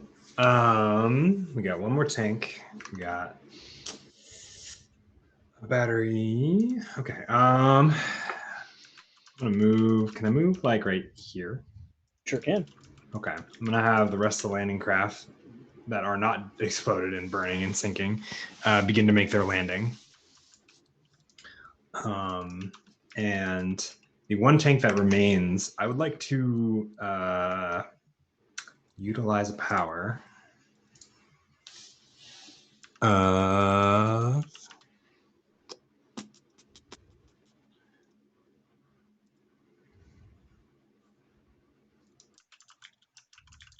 guess I'll do use my tentacles. I would like to use my tentacles to tie to just like crush the tank, if that makes sense. Yeah, that does make sense. Okay, I'll roll those. Yeah, go ahead and just click on your, I think it's unspeakable tentacles or horrible tentacles. Otherworldly. Ayo. I'm gonna burn a hero You don't have point. to. It's a burst area effect. I just wanted to see what I needed to roll. Oh yeah, DC 20. Yeah. So the way burst area effects work in Mutants and Masterminds, the people who are being affected will roll a dodge save to see how much they're affected by, and that's versus 10 plus the effect modifier. So it'd be a DC 20 dodge for him. Yeah. And then he'll roll a secondary dodge check for this save to see exactly how bad it is. So yeah, the first dodge save is a 4. The second dodge save is a 10. So that tank is taken out of the fight. What happens? Just tentacles lop out of the sand, spraying sand all over it as the tank is, I assume, still trying to track onto the next landing craft in the line, and then it just one wraps over the turret and yanks it down, pulling it just off the rest of the hinge. And as the individuals are trying to open up the hatches, one slams down on the hatch and more just pile onto it, and then eventually just gets crunched up into a small ball of metal and left on the beach. Ouch. You guys are wild. That was an incredible description. Hey, if they come with a coffin, you got to use it. Look at Wow. that! These Nazis are supplying their own coffins. They How thoughtful. pre-package themselves for their death. Well, it would be the most German thing to pre-package all of this stuff. All right, Trace, you're up. All right, so Trace is gonna pop out of the sand. How is the opening's wide enough for me to slither through? I'm assuming. Sure is, you scary snake lady. Yep. So she's gonna slither on in. She's gonna move up to the gun. I'm going to utilize my move by attack so that I can basically reach out and touch the gun with my weaken, because that's how we begin this game. So I believe I touch with a 27 to the inanimate object there. You definitely do, and because you rolled a 10 or higher, it's a critical hit. So that is a DC 30 that it has to make a save against my weakness power. There is. It only gets a 20, and I'm gonna because it's an inanimate object, 2 degrees of failure is enough to destroy it. Okay. So yeah, go ahead and tell me how you destroy the gun. So basically, Trace secretes some form of viscous liquid from the palm of her hands. She looks over at the commanding officer and says, "Sir, you might want to, clear out." She kind of slathers it on, and she moves away as she does so. And you see back on the gun, it begins to sizzle and pop as the liquid is exposed to the air. And after a few seconds, there's just this bright flash of light as it explodes and shatters the gun into several small pieces. Awesome. You did say you wanted to use move by action, so you are free to move as well.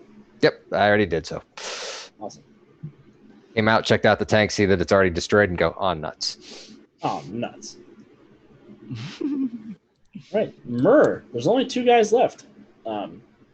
At this point, in the interest of expedition, I think that I'm willing to say you guys can just take these guys out. Myrrh, how do you want to finish these guys? First, my pack is badass. Wow. So she'll drop one of them or maul one of them, but she does want to keep one of them alive, so we could possibly interrogate about this Legiones character. So one of the 2 is going to make it for now. Awesome. Should be the guy that barely tapped Mark on that. Yeah, we'll do that one. That's fine. Awesome. So Murray, you come swooping in. You guys have successfully cleared the coastal battery on the beach. Winnie's going to take a couple pictures of you guys, and I think this is a good point to take our 5-minute break. Yeah. Yes. Ah, Good call. Yeah. And I don't see very many other people in the chat who aren't us, so I'm going to say we don't do the book giveaway. So chat, get more people. Book giveaway next week. Perfect. Alrighty. Oh, Laura says she's counting 5 minutes. All right, I will be right back.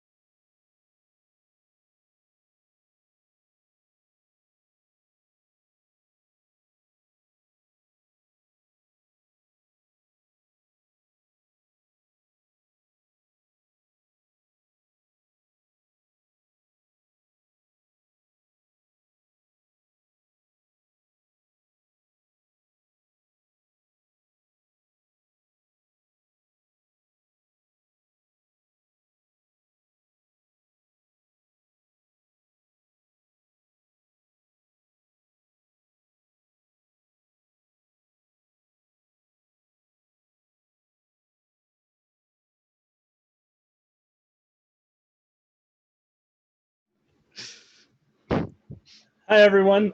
We are back. Thank you guys for waiting while we took our quick little break. We rejoin our heroes as they have just finished storming the beaches of Fadala. They were able to take out the coastal battery overlooking the, I guess this is the Mediterranean Sea at this point. It's sort of where the Mediterranean meets the Atlantic Ocean. And they have a captive. They're standing inside the pillbox. What would you guys like to do? What are we doing with this man? We're not eating him right now. That's Later. correct. Maybe. Trace will have shifted back to bipedal form, and she's just kind of patrolling through the pillbox looking for anything that they might have had on or near them that, like Any orders papers or. documents, right? That that weren't destroyed yet. Yep, that's what I'm looking for. Cool. Trace, give me an investigation check. Wee.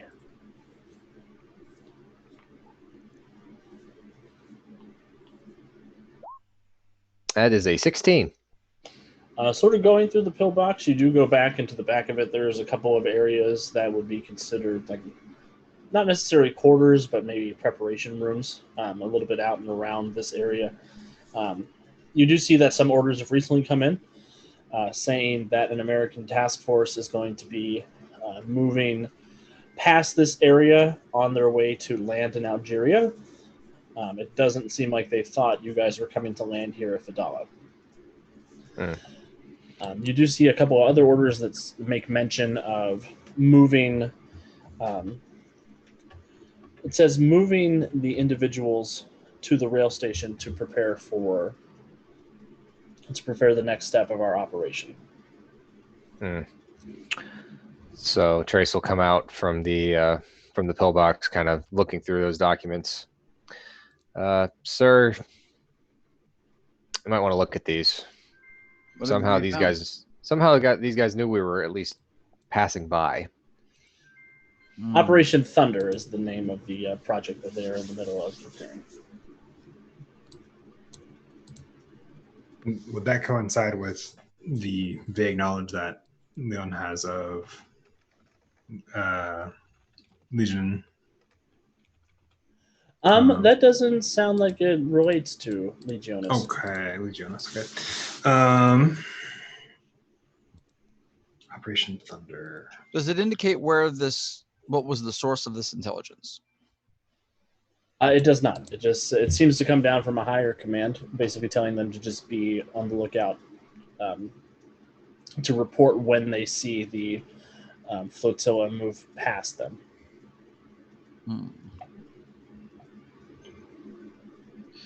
Does the guy know anything? I mean, you can ask him nicely. Hey, buddy. Kind of looks at all of you, looks at all of his dead friends, and makes a good choice. He says, I don't know what you want from me, but I will answer whatever questions you ask. Well, let's start here. What's his name? And I point to a guy on the ground. That is Orencio Padalano. Cool. I rip off his arm and I eat it. Now, if you don't want to end up like Lorenzo in my stomach, you're going to tell my friends what you want to know. I'll give you an intimidation check. I'll give you a +2 circumstance bonus. You knew his name. You can see his wedding ring in my teeth. Oh my god. Man.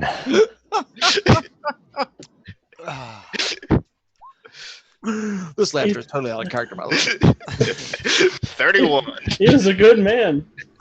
He was a good man. No, For a Nazi. He was just following orders. Yeah, just kidding. Nobody's ever just following orders. Don't be a shit person. That's my PSA for this week. So you got a 31 with the +2 circumstance bonus. You see he quietly pisses himself, looks around, and says, "Yeah, I agreed before you did that to answer your questions. Whatever you want." Good. I don't really have any questions. Here you go, boss. He looks at all of you and he looks at Hobbs like, He said if I don't answer your questions, he's going to eat me. So ask me some questions. Correct. How long have you had these orders to keep observation for landing forces approaching? Those orders came down last night. Priority? Yes, priority orders from General Rommel. From Rommel himself. Yes, he's moving to reinforce the Algerian border. From what I've heard around here.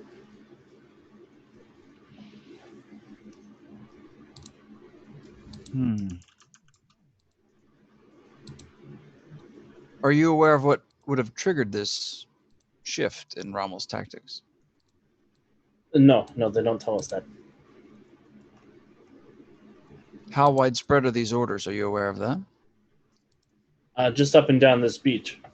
There's a few This more beach pillboxes. Fadawa. I think they were broadcast down to Casablanca as well.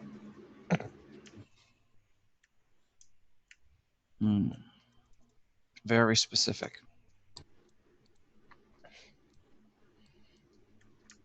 Yeah, we weren't ordered to go on high alert, but we were ordered to keep an eye out for when the flotilla moved by. Should we ask about the rail yard, sir? Only if we tend to leave no survivors behind. We should not indicate our next intended step before enemy troops who would live to tell the tale. And I'm going to say, like attacking the rail yard. Hey, I don't English so good. I'm afraid that's an ineffective ploy, Trooper. I mean, I find it very funny that he thinks he's getting away with his life. But I won't tell anybody you were here. Don't you guys take POWs? Aren't you Americans? Well, we had a boat, but it got blown up. I don't know where to put you, buddy. Where? What were our orders on POWs? Preston didn't give you guys any orders about bringing anybody back alive. How What are the long- disposition of special forces in this area? Special units? Special operatives?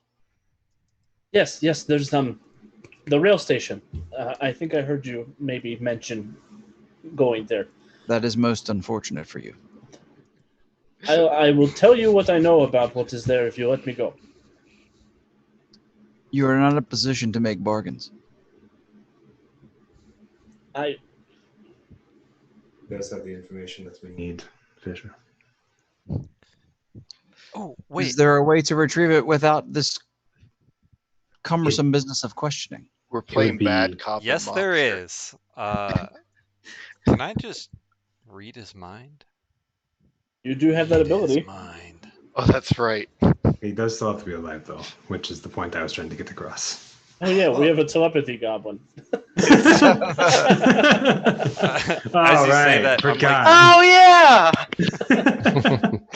I'll look over at Leon. Well, he's alive now, and I'm just gonna eyes get really big, and I'm just like gonna stare into his soul.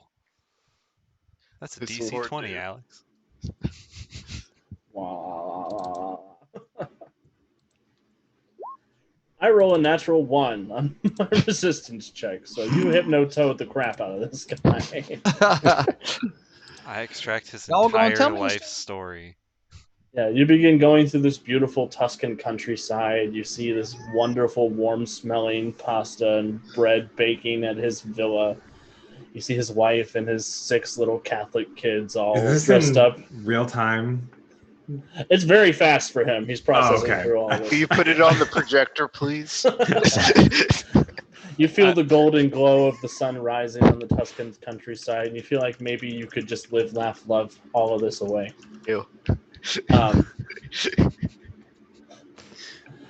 And then you start going through some more pressing stuff. You come all the way down here to Fadala, and you do see him at a a meeting of a number of soldiers who gathered at the rail station. Looks like they were bringing some natives, some local Moroccans and local Casablancan citizens, to this rail station and loading them up into trains and sending them somewhere. And you do see, sure enough, sort of overseeing this whole operation is this rotting corpse of a man dressed in bronze armor with a short sword at his side, carrying a rotted banner with a golden eagle on top. And around him, you can see sort of these floating spectral legionaries overseeing the traditional soldiers going about their business.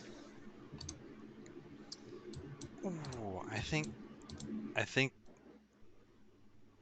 that Legionnaire guy is at the other place. Oh, that will save us the trouble of tracking him down then. I'll pat our prisoner on the shoulder. You did good. Your kids are really cute. Where do Mark, you does live? he have an awareness of a nearby motor pool with a vehicle large enough to haul Hobbs and the rest? A truck, preferably. He does have information about a truck depot that's real close by. I mean, I could uncrinkle one of these tanks. A tank would probably draw more attention than a truck. You make it work after you uncrinkle. He can make it look like it works with his telekinesis, just like roll around with it. And I'll just push it, yeah. Works just as well. Just put a sign on the side of Hobbs, totally an Italian tank. just bust out the bottom and Fred Flintstone. That is the second time Fred Flintstone's car has come up.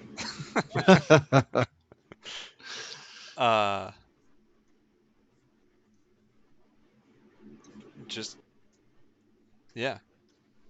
I'll pat him on the shoulder. You did good. What are you most afraid of? Oh God. Just ignore the big guy. What are you most afraid of? This exact situation. Oh, that's not so bad then. Yeah, okay. This is more fathomably terrifying than anything I've imagined prior to now. Well, that's good. That's good. Is Winnie watching this happen, or is he like waiting outside? When he's in there with you guys, he's got the camera out. Oh, Winnie. Private, I don't think what's about to happen will be good for public relations. Leon just pushes his camera down from where he's standing. Winnie, this is enhanced interrogation. It's legal. No, we don't. This is where we get into the no photography picture. You're winning. You know what? I'm gonna go smoke. That's a good idea, Private. Go smoke. He knows what it's like. Good luck, pal. Squad can't afford this trooper getting out to tell the story. I mean, we could leave him in cold, empty darkness. I mean, I can just bury Will him up he to be his able neck. to reveal our intentions, leaving him in cold, empty darkness? I think they know our intentions. Let me see, real quick. Let me just consult my things. If not, I have a power stunt in mind. I mean, based on what I have in mind, he will probably not last very long to tell about it. Operational security demands that he not be able to pass on what he knows. Oh, I trust you to deal with it. I can do it, and I'll pat him on the shoulder. You get to go home to your kids. Can I power stunt either my nightmare fuel or my telepathy into just a memory wipe? Yeah, actually, I think you have a memory Ooh. wipe. I think. Let me look in your powers. Yeah, you have a mind wipe power right there in your offenses. Oh, well, Won't even need never to stop mind. I'll give you your hero point back. Yeah, I am just going to wipe his mind. He will not roll to resist. These are not the monsters you're looking for. I'll just pat him on the back and like, don't worry, this was just all a nightmare, like we just talked about. It could get so much worse. He kind of like stretches, yawns, and he'll just fall asleep. And if I have any control over how much of his memory I take, I'm gonna take like a lot. Like as far back as it takes me to make him forget being a soldier. Okay. You take trigonometry too while you're at it. Yeah. Poor man. So he lays on the ground, he falls asleep. Mark sits on his chest and just starts erasing memories. It was a little off-putting. I've just got my hands on top of his head, just staring at him. Well, to the truck. Yes, squad to the truck. Yes, sir. So you all mount up in the truck. Mr. Venzen, you should probably drive since you look the most passably human of us. Then he's Roger like, I that. could drive. No, don't. No, Private, I think you should also ride up front, however. Yeah, you got it. Oh, are any of these bodies still kind of okay? Asking for a friend. It's me. I'm the friend. You're the friend. How okay do you want them to be? Okay enough to where I can put on their uniform and have it not look obviously like I've just ripped it off a dead body. That sounds like a good use of a hero point. Hmm. Well, you don't want that one. That one doesn't have an arm. Well, obviously not that one. I will use a hero point to do that. You could take the soldier on the grounds. Oh, the one that's currently okay. Sure. Yeah, take it close. He doesn't need it anymore. He doesn't even know why he would wake up in a soldier's costume. He'd probably think he was at a very interesting party. Do we have like a blanket to throw on this guy though? I don't want them waking up and just being nude. Here, I'll put his the jacket of his dead friend over him. There we go. Sure, make the human comfortable. Why not? Look, Be a party poop. We're all just trying to have a good time here before we kill more people. His home country was really beautiful. I believe you. Freaking Italians living in that beautiful, wonderful world. yet in 1940 they were fascists. How you can live in paradise and be a fascist? That's rude. Rude. Perfect. So you guys load up in this big old truck, and you start making your way. When he grab one of these hats, put it on. Yeah, he'll put it on. How, sir? Do you want me out front scouting? Well, We're getting close to Legionnaires' territory. My Yeah. guess is that he would know that. You were might- not. Mr. Venzen is correct. That might tip our hand. Yes, Do you sir. make her look like an Italian shepherd? I don't know that we can disguise her astral form. It being astral and all. Oh no, just her normal stone form. And mechanically speaking, Hobbs took damage and he's bruised, I believe. Mhm. Is that something that needs to be healed now? Is that something that accumulates and it's not really that big a deal? Can you give me that contextually in the system? Yeah. So to put it in system speak, that just means, and it does drop off at the end of the fight scene. Perfect. Okay. So in combat, that would be a good thing to fix. Okay. But outside of combat, because it's based on a superhero system, damage just sort of fades off. Understood. Okay.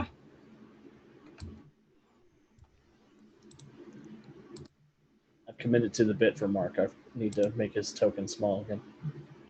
Everybody commit to the bit. Don't back off. Commit. All right, so I will move you guys over here as you guys rocket along on your way to the rail station Rocket along. in your big old stolen truck.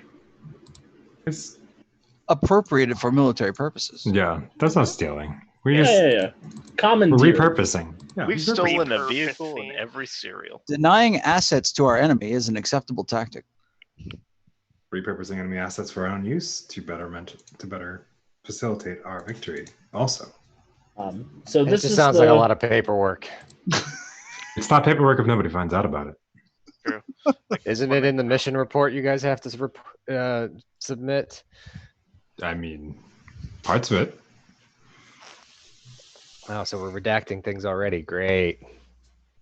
Are you Redacted. surprised, Redacted. given what all of us are? No, but I was expecting. I don't know what I was expecting. If they're not going to be honest about who we are, do you think they're going to care about what we do with the truck? Yeah, come on. You don't write down every piss and slither you take. We're fine. We're going. The mission's good.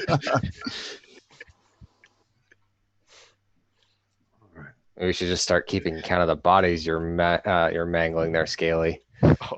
Oh, trust me, I can count. All right. I love that Trace is calling people scaly, and she is also scaly. Hot in the kettle. Mm-hmm. It's literally it's just Hobbs. Just Hobbs. Just Hobbs. I can Well, call her scaly. He is scaly. All right. Only my face. Just, So you guys come in from the north, which I should specify is this direction. That's north. Mhm. I should have adjusted the map a different direction, but we're doing it. We're fine. You kind of come bustling in on the truck through the stand, and you do see that there is currently a train at the rail yard. It looks like there's a few Italian soldiers moving boxes onto some of the cars. You do see there's a sort of a bustle of activity around this station. Dozens of soldiers sort of moving all about. You do see 2 additional howitzers that are pointed up towards the sky.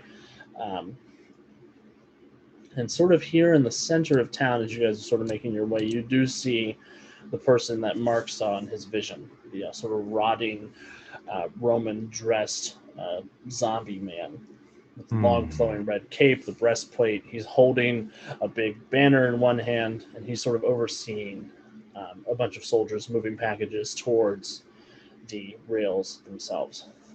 And you see these crates that they're moving they're very large crates. Looks like, if you had to guess, you would say it's like a double wide coffin that they're moving around. I was afraid you were going to say that. no. Refresh my memory. Our orders are to capture legionary? Neutralize, I think is what they said. Neutralize. Well, that's even easier. How far away are we from the place? If Driving up on it now. where our tokens are, we're in the truck. Okay, Is that correct? let me get Right. out and off since I am not a stealthy person. But as long as you're in the truck, we're still Trojan horsing this whole bit. So Yeah, let's you're get good. as close as we can to a target before you unleash the beast. Yeah, and you guys can rearrange your tokens wherever you want while you're in the truck. I just put the tokens there as those are all your tokens. Do what you want. Is there anything to prevent us from driving? Like, we are, what, 70, 80 feet north of one of the howitzers? That's our targets. That's one of our targets. Looks like it, yeah. So I'll sort of, Is peer there through the window into the cab of the truck. And Mr. Venzen, the closer you can get us to that howitzer with this truck, the greater our element of surprise is likely to be. 100 feet. copy? Look at you Is with your there- fancy measurement tools. I'm just trying to eyeball stuff. Is there like a road to get up to these howitzers? It's the desert. Everything's a road. Yeah, it's not really. There's not really any paved roads out here, but you It's do not like see, a road, but it's also not a road. Yeah, I can yeah. get Oh. there. Roads. There is. We're going. We don't need roads. There is a vehicularly intended groove in the ground. Marvelous. I will follow that vehicularly intended groove in the ground Path all the way up to the howitzer, if possible, and not moving quickly, moving along like as As if it's- we haven't a care in the world and we're not up to anything devious at all. It's like Alternatively, like we are going to drop off some rounds to that howitzer. Yeah. That's- we're dropping something off at the howitzer. oh, certainly. Certainly are. Does Okay. as I'm driving up, flying casual, Can I make a quick perception of those around us to see if anybody's caring? Sure. Cool.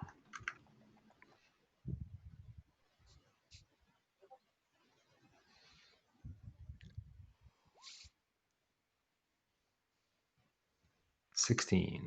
It's gonna be that roll. With a 16, looking around, it doesn't appear that there's anybody who is worried about what you guys are up to. You don't seem out of place. Nobody seems to be coming over to check your intended target. None of that good stuff. There are 5 of them currently standing around it, though, right? Correct. Okay. And it looks like this guy is sort of set up in a machine gun nest. Copy. What's the angle on that machine gun nest? It is angled this way. Okay. So it's got about the standard range of that. Okay. Yep. Cool. Seems like his job is to protect the howitzer from the north. Mm-hmm. Howitzer is a strong word. It's an Italian artillery piece. Could be considered a howitzer. Ish. More of a fancy mortar. Yeah. So I'll drive us up there.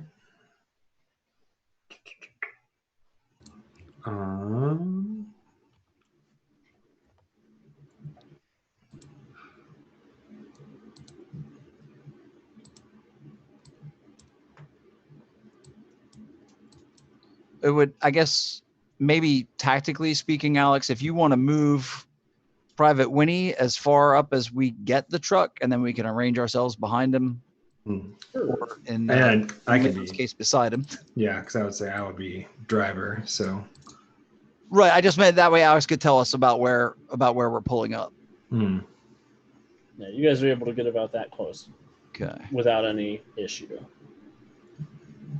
So I'll sort of remind the squad There's a quietly as tank. the truck is slowing down. The mission is neutralized. That means do what you need to do.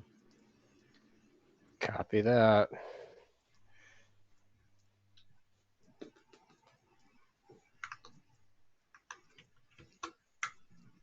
Hey.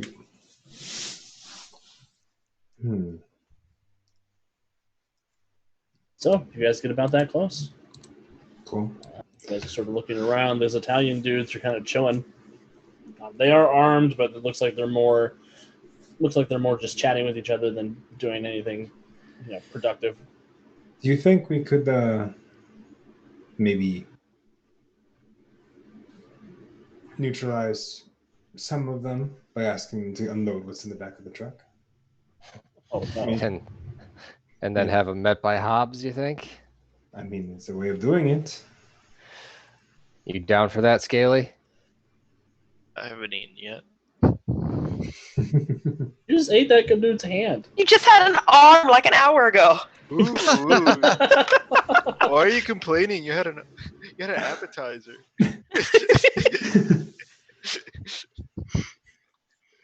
Just like crouched in the back of this truck, just hungry and cussing. It's just Killer Croc Angry just waiting Scaly. to eat the Batman. Yeah, can you disguise me as the back of the truck, and I'll just keep my mouth open. Oh my god.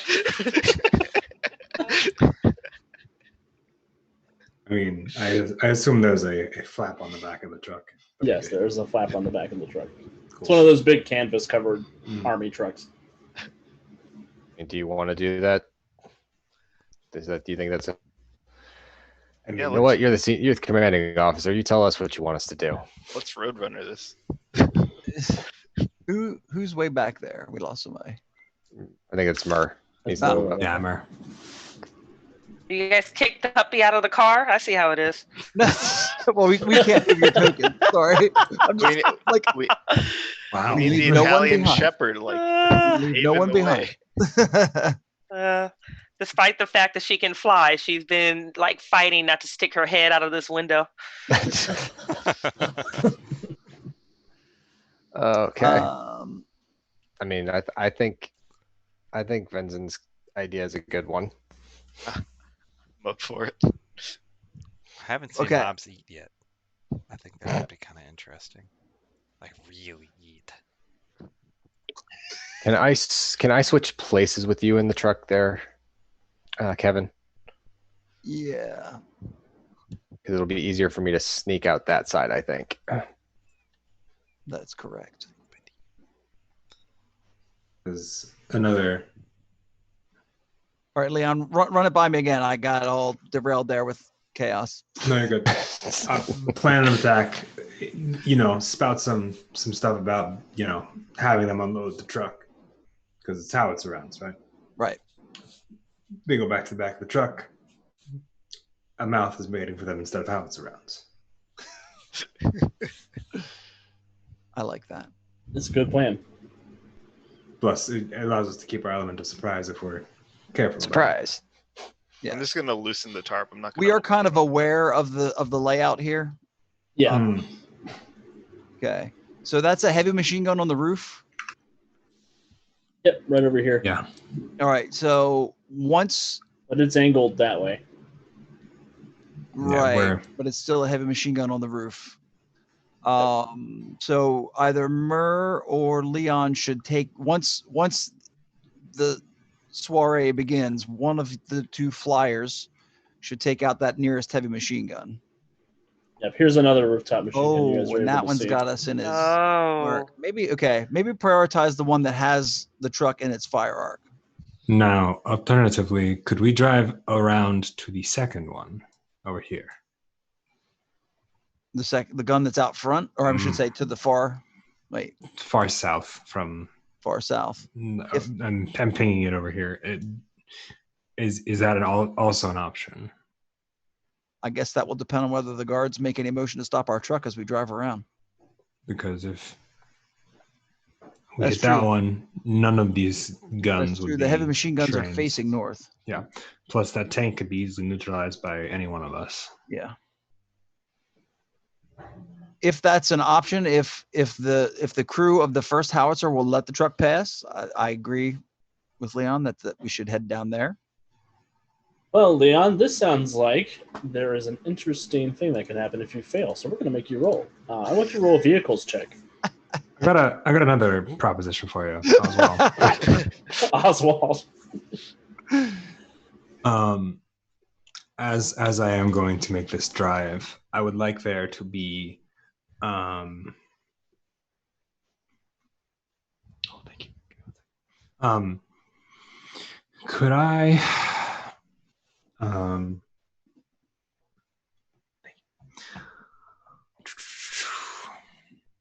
could I deception of the mind to have the truck be masked and then a fake truck back up and pull like this way around or through town? Yeah, we can definitely do that. Go ahead and roll a d20 plus 10. Well, and I guess for doctrine's sake, however this works out, when it begins to go down, we have two flyers and we have two heavy machine guns, so they should target those. Yep. I will leap into the middle of town there and see if I can thin out the Legion with an area attack. Hobbs, you do what you do best, and Tress and Mark, I trust you to also find vulnerable points of any positions and thin the herd as well. Tress is also a tank on the far side if you want to go for that first so we can neutralize the bigger threats that'll actually hurt Hobbs. Hope. That's not a problem for me. I'm good at breaking things. Precisely why I thought it would be a good target for you.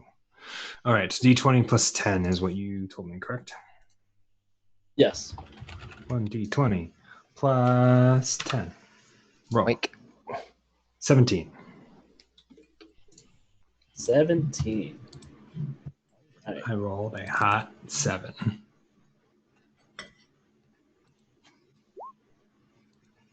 All right, I roll a 23 on my perception check. So this dude over here, he sees the truck. You mask your current truck, turn it invisible, and you send another truck going that way. But he notices that the sand keeps getting dispersed this direction. How unfortunate for him. He's going to say, "Alert! Alert! We're under attack. Everybody, roll for initiative."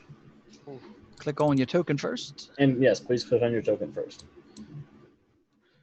We have been bamboozled. Smegeldorfed.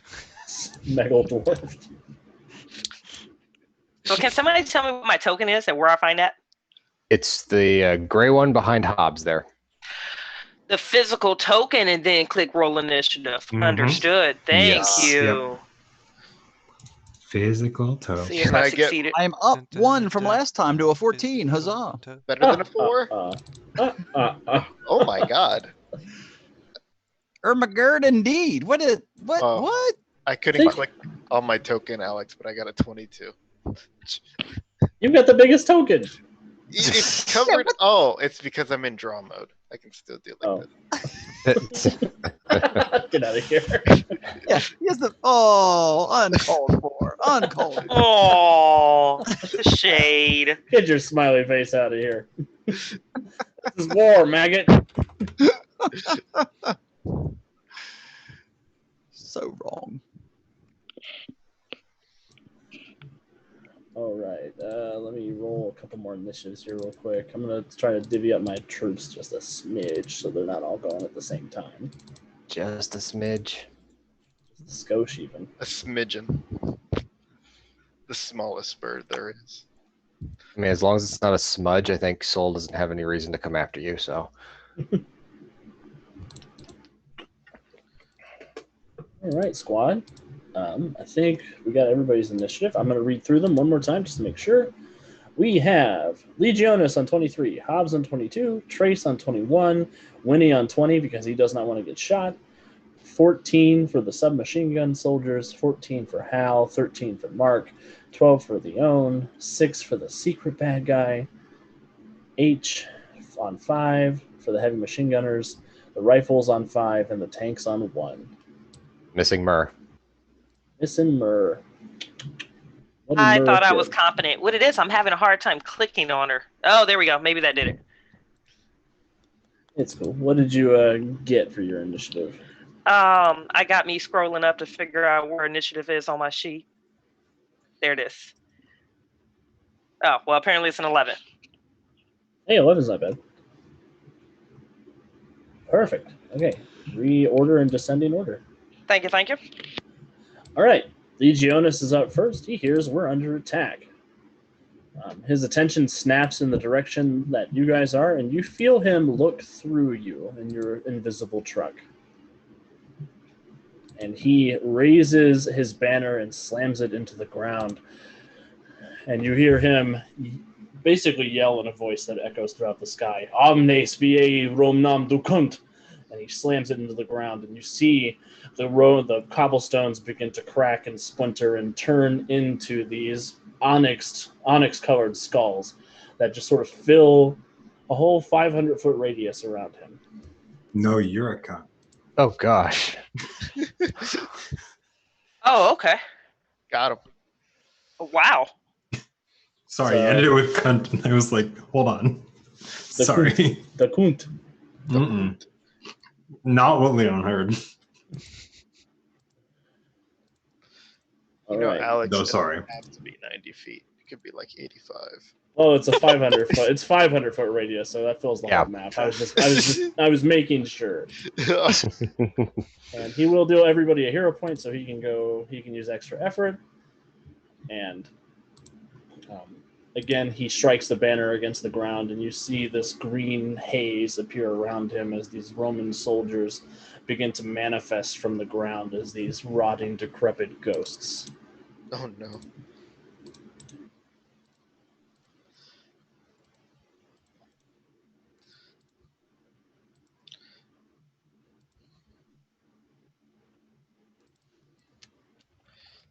And he says, Oh, those are some fancy G's. Itinere legiones, and his ghostly legions lock their shields together and look like they want to march your guys' direction.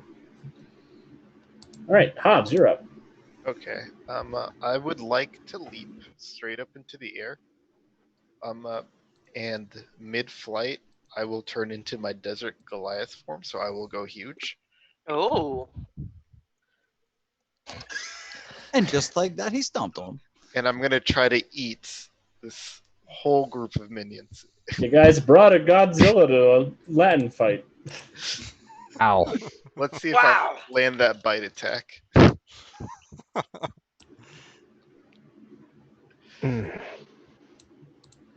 Just for my sure hope knowledge, so.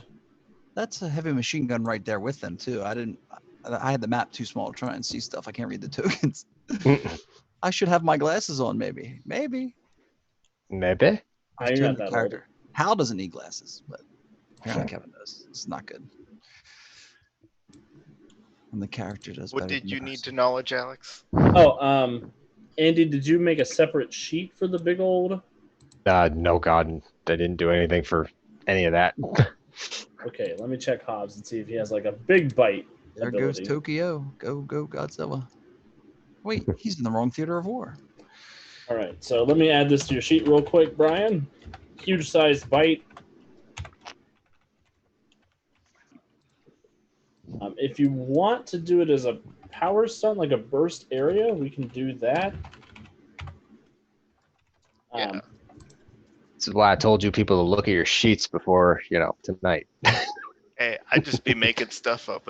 I'm big. I think I can eat 4 people at once. So go ahead and spend the hero point. We're going to add burst area to your strength, basically. And then go ahead and click your burst area bite.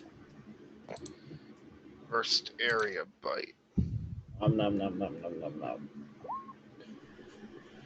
Awesome. So they have to roll a dodge save versus a DC 28. Joke's on me. I can't roll that high. So yeah, they get eaten. What happens to them? So I jump from the truck, ripping through it, and I grow midair, and I'm diving head first, and I just swallow them whole and burrow into the ground. Oh no. And then I have takedown. Oh wow. You do. Do you have takedown 2 or takedown 1?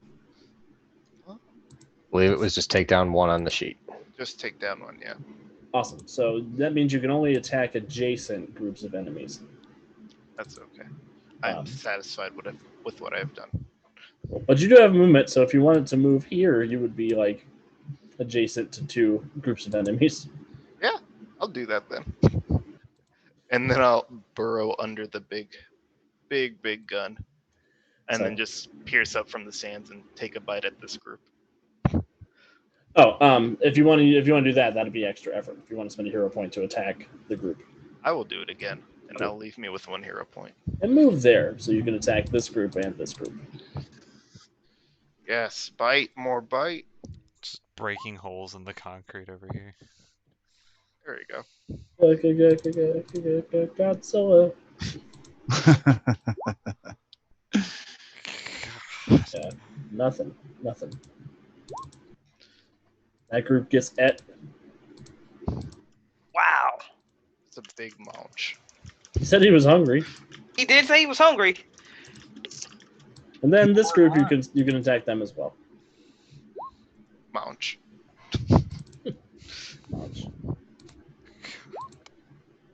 Oh my They lord. get a big munch. Yeah, Alex, tell them how badly they're failing. Because what's Brian's DC with this? Oh yeah, so the toughness DC on this is a DC 33 because he's huge sized and his strength is 18. Wow. And because it's a burst area, I've got to roll a dodge save versus a DC 28, 10 plus that 18. And if I succeed, I get to roll a toughness save versus DC 24 instead of 33. But I have not succeeded. I've got all my toughness saves are nowhere near a 33 with my my poor minions. Well, the jaws of death have come. So, Desert Shark, please tell us how you go about dismantling this. So you just keep seeing kind of like a dolphin in the water, except the sand through concrete and blood just keeps jumping in, going back under, taking another gulp, and coming on to the third group. And I'm going to say I land on the surface to finish off my last attack. There's a knock at the door. Candygram. Candygram. Land shark. Candygram, Not- ma'am. This is not good. And I am here being a big fat target now.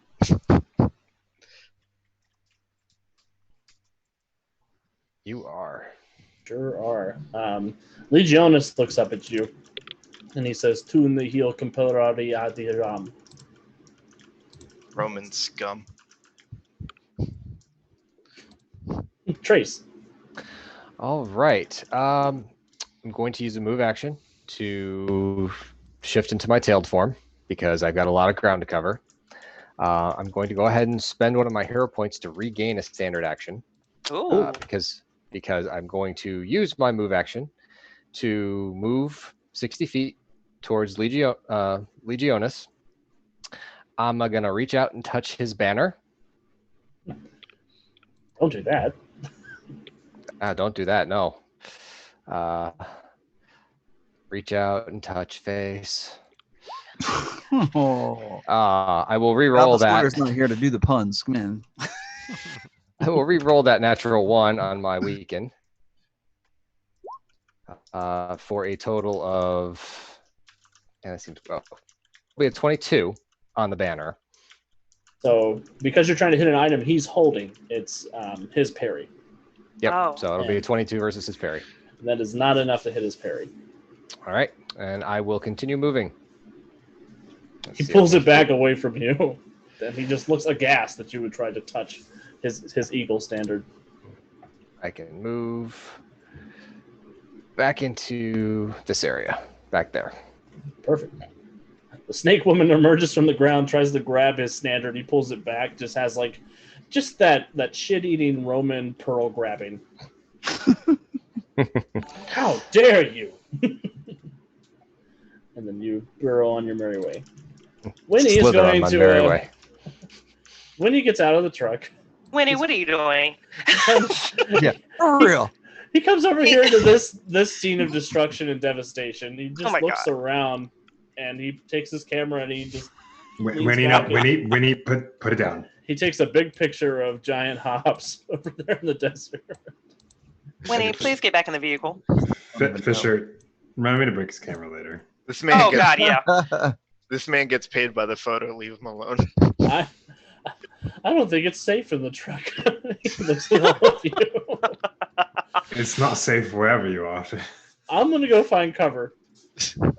Good choice. You guys have fun. Do you guys have a jetpack or something I could put on this howitzer? I could do that. What's a jetpack? A jetpack. Maybe.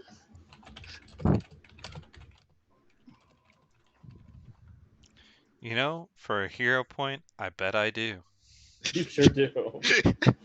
He'll Just gonna take pull it out from you. a jetpack that's like the size of my chest and hand it up to him.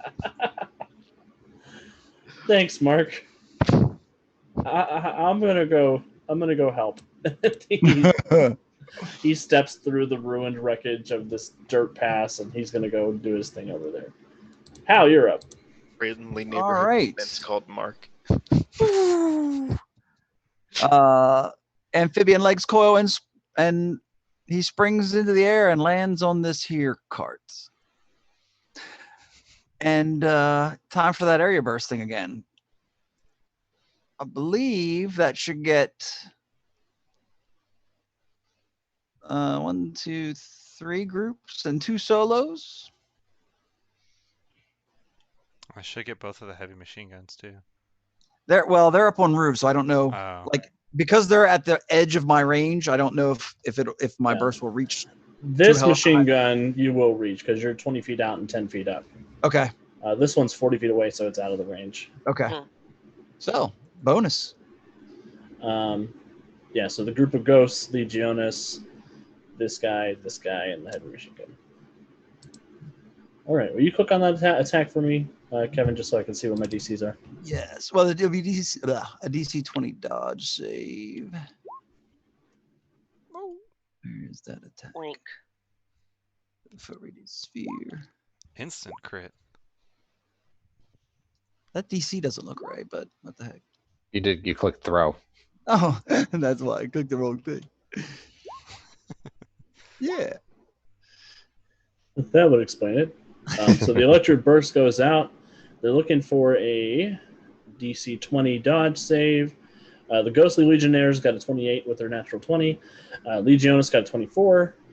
And then the three groups of regular soldiers, 17, 11, and 18, none of them succeed. So all the dead Romans save against half, I guess? Yeah. Yes, so DC 20 instead of DC 25.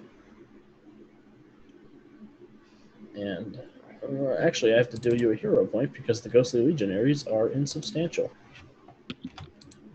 Oh. Tricksy, wicked, and false. You mean they're inconsonant?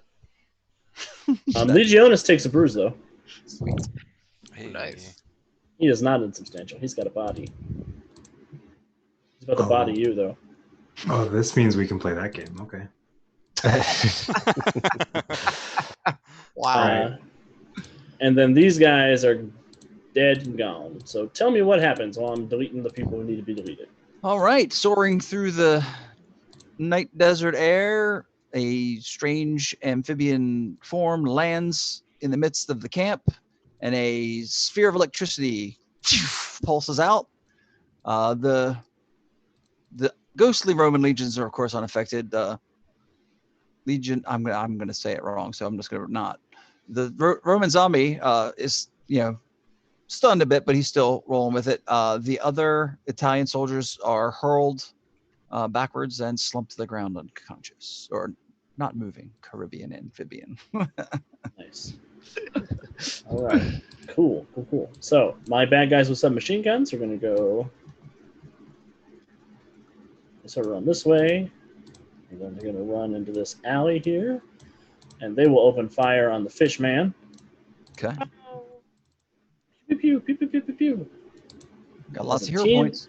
They got a 15 to hit, so that's not going to work. That will not hit. No. These guys are going to move up here, not realizing the folly and stepping over their dead comrades, and open fire with a 24 to hit your dodge. That will hit. Yes. Awesome. That'll be a DC 20 because they're working as a team. Okay. Teamwork makes the dream work. They think so. And I done got a 24 for toughness. You're A-okay. So they sort of riddle your position with bullets. You're able to just get out of the way. And then this group over here by the train is going to move up this way, and they'll take a pot shot at Murr in the back of the truck. That's rude. That is rude. That's so rude. I agree. They got an 18 to hit your dodge. And I'm looking at my defenses. It's The total will be up at the top of the defenses there. Dodge DC is 22. Awesome. So you're good. The bullets hit the side of the deck, but you're A-okay. Hobbs, can you check one thing for me? Can you check and see if you have favorite environment desert? I do have a circumstance bonus, but I'm on the concrete right now. Oh, you're still in the desert. Oh, okay. Yeah, sure. I'll take it if you want to give it. Yeah, that just gives you a +2 to your dodge and parry, or a +2 to hit each round. You just have to let me know which one you want. Yay, it's Christmas. Mark, your turn.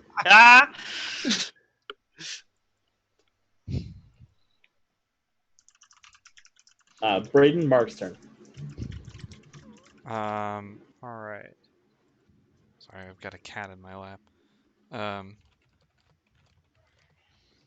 So, all right.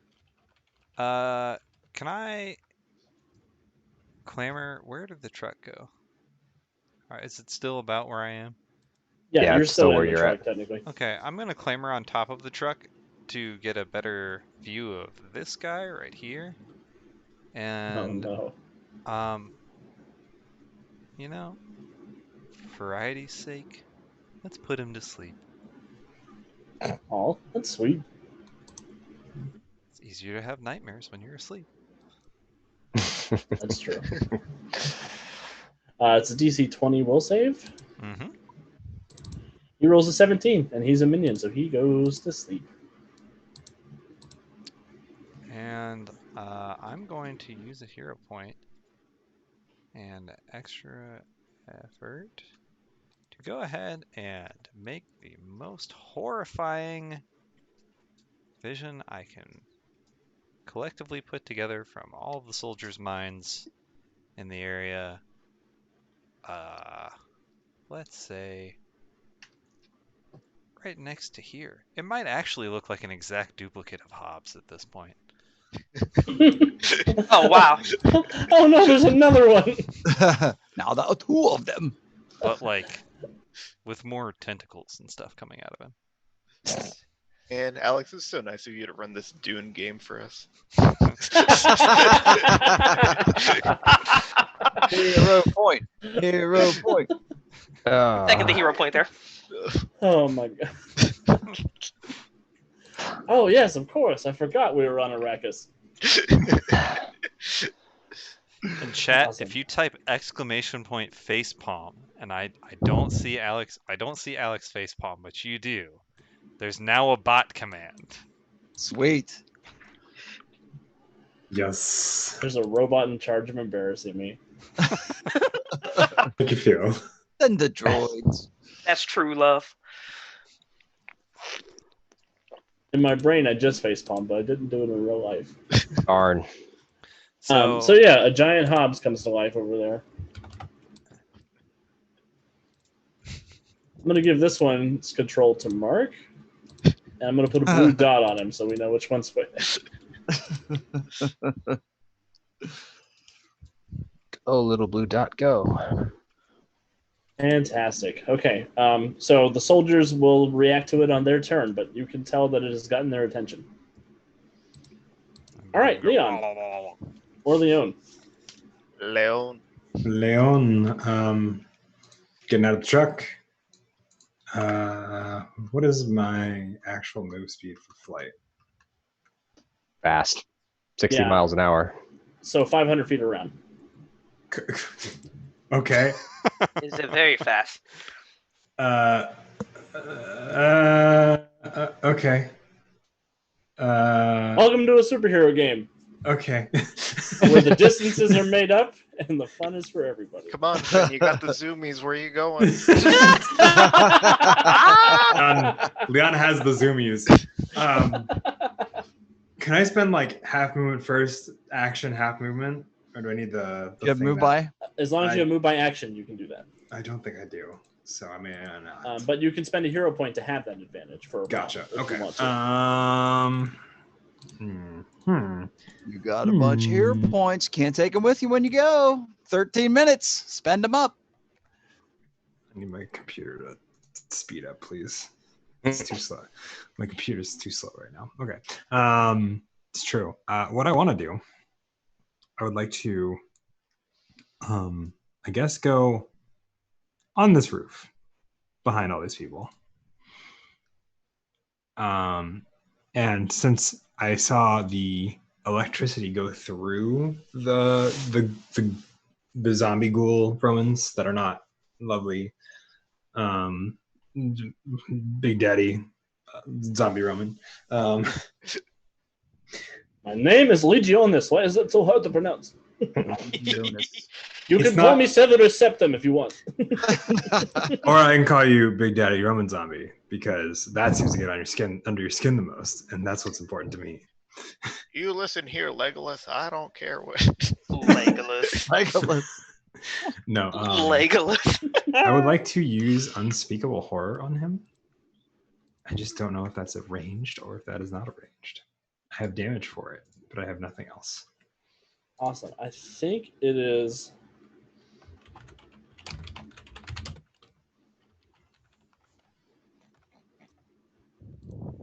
Will you let me pull up your sheet? Yeah, maybe it's on my cheat sheet, not my not the Roll20 sheet. Sorry.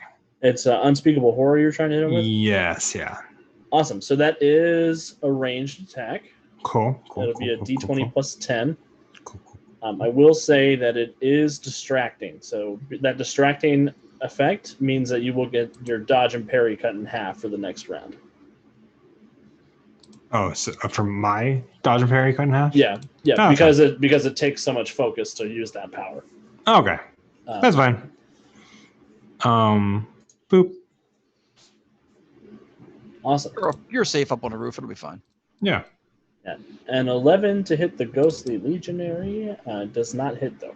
Can I spend a thingy to reroll it? You sure can. Cool. I'm gonna do that. I will. Boop. No. Boop. Boop. Okay. I need to figure out how to move those. So if somebody would be willing to move that for me. If you just click on the card, you can just drag them out into the. Or I could steal your card. Yeah, you can steal it. Yeah. That's Stealing. I stole it. fine. Let's steal this card from your hand. Yeah, sure. I guess. Stole your card. 17. 17 will hit. That is also not adding 10 to it. Am I reading that right? Yeah, it is not. It should be adding 10 to it. Yeah, that is just a 17. Oh. So that should be that is 27, and that was a 21. 21 would have hit, so I'll give you your hero point back. Oh no, that's fine. Let me look at your sheet. Make sure. Like I'm looking at the math that it's doing, and it's not adding any sort of Yep. 10 to it. So that's why I realized that now. So. Well, it would you would only add 10. I mean, it won't do it, but you would have to roll a 10 or less to get the 10 on the hero. So the modifier for the initial plus 10 isn't rolling in. Yeah. Oh. He'd roll an 11 on the dice. Yeah. That's just what I The rolled. 17 on the dice. Yeah. But I fixed it. It should be good now. Funkiness Okay. going on there. 21 will hit. They make a Okay. will save. Yeah. PC Alex 20. the thief. Wow, I roll an 8. So one of the ghostly ghouls goes away. What happens? I was actually going for Legionist himself. Oh, Legionnaires himself. Cool, Yeah. cool.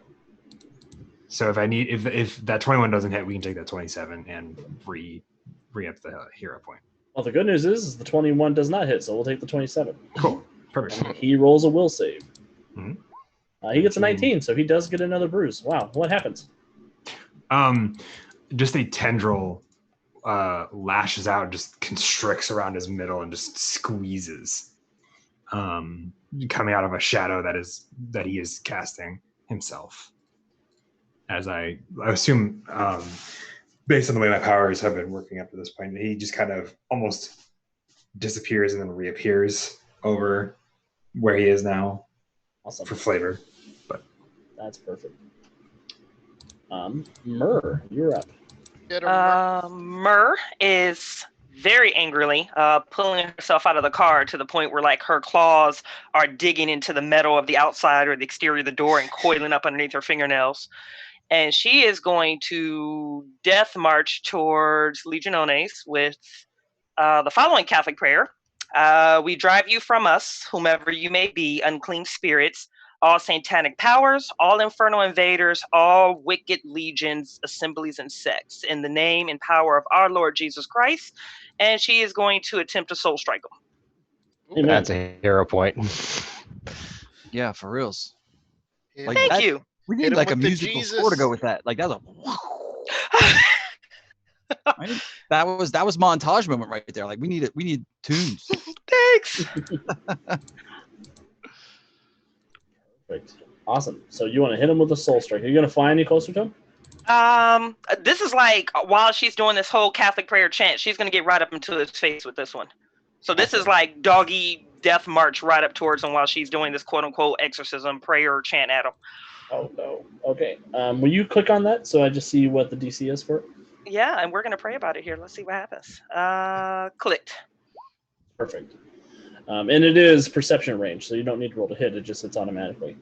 Oh, I don't have to actually be within touch. Oh, yeah, beautiful. Then no, she'll Yep. stay a good 30, 40 feet away from him. I'm the medic. Medics don't go into combat like that. I'm not a combat medic. So you reach out, touch his faith. Reach out and touch his faith. Yeah, that's right. However- Jesus. I don't know what's going on right here.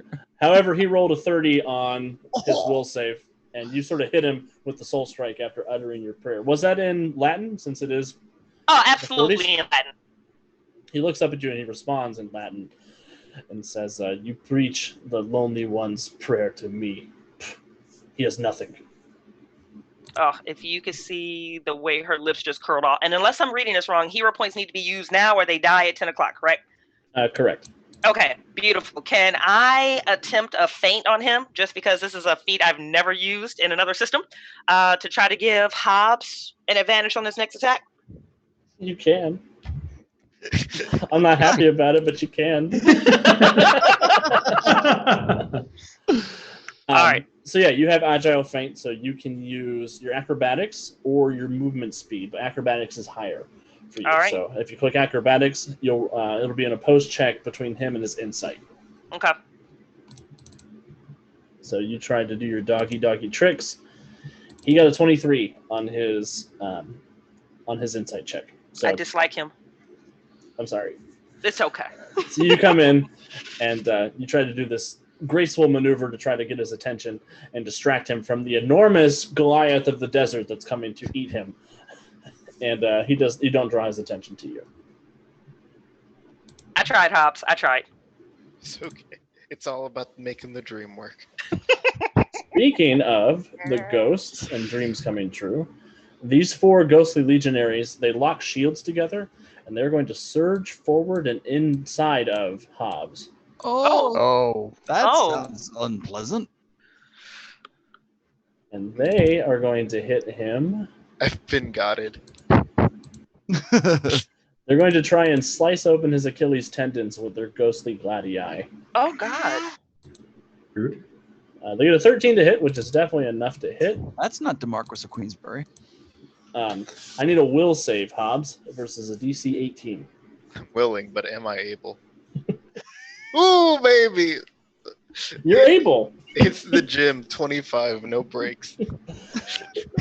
So these ghostly legionaries, they climb up inside you, and you can feel them just Oh my slicing gosh. and dicing whatever they can get their hands on inside Hey. your lower legs. For those of us who are pop culture references, I imagine the scene where Drax is trying to stab the one being in the beginning of Guardians of the Galaxy 2 from the inside.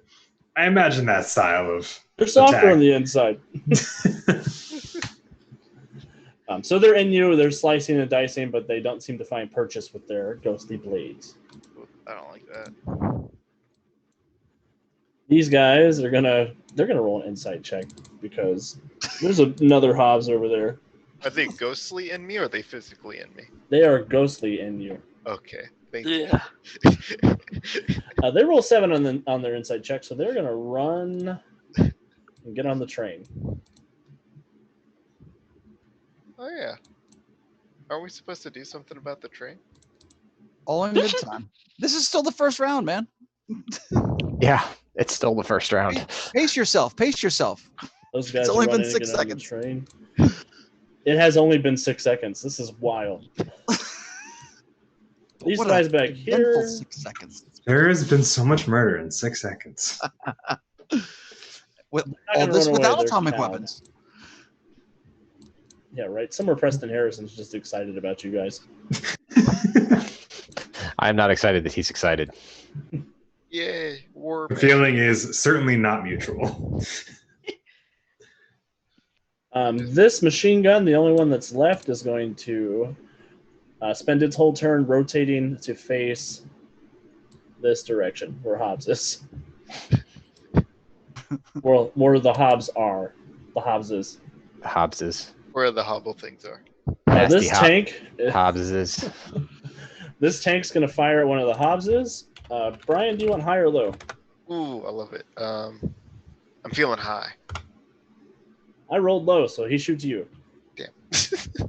He was gonna dodge the tank, but then he got hung. Ooh. Oh, I critted again. What the? Those tanks just like the crit Hobbs. Roll a toughness check, Hobbs, DC 30. And your toughness should go up to 18 in this new form. Now you know champion's car felt. I'm gonna roll that. Ooh. Ooh, crit back. I catch it in my mouth.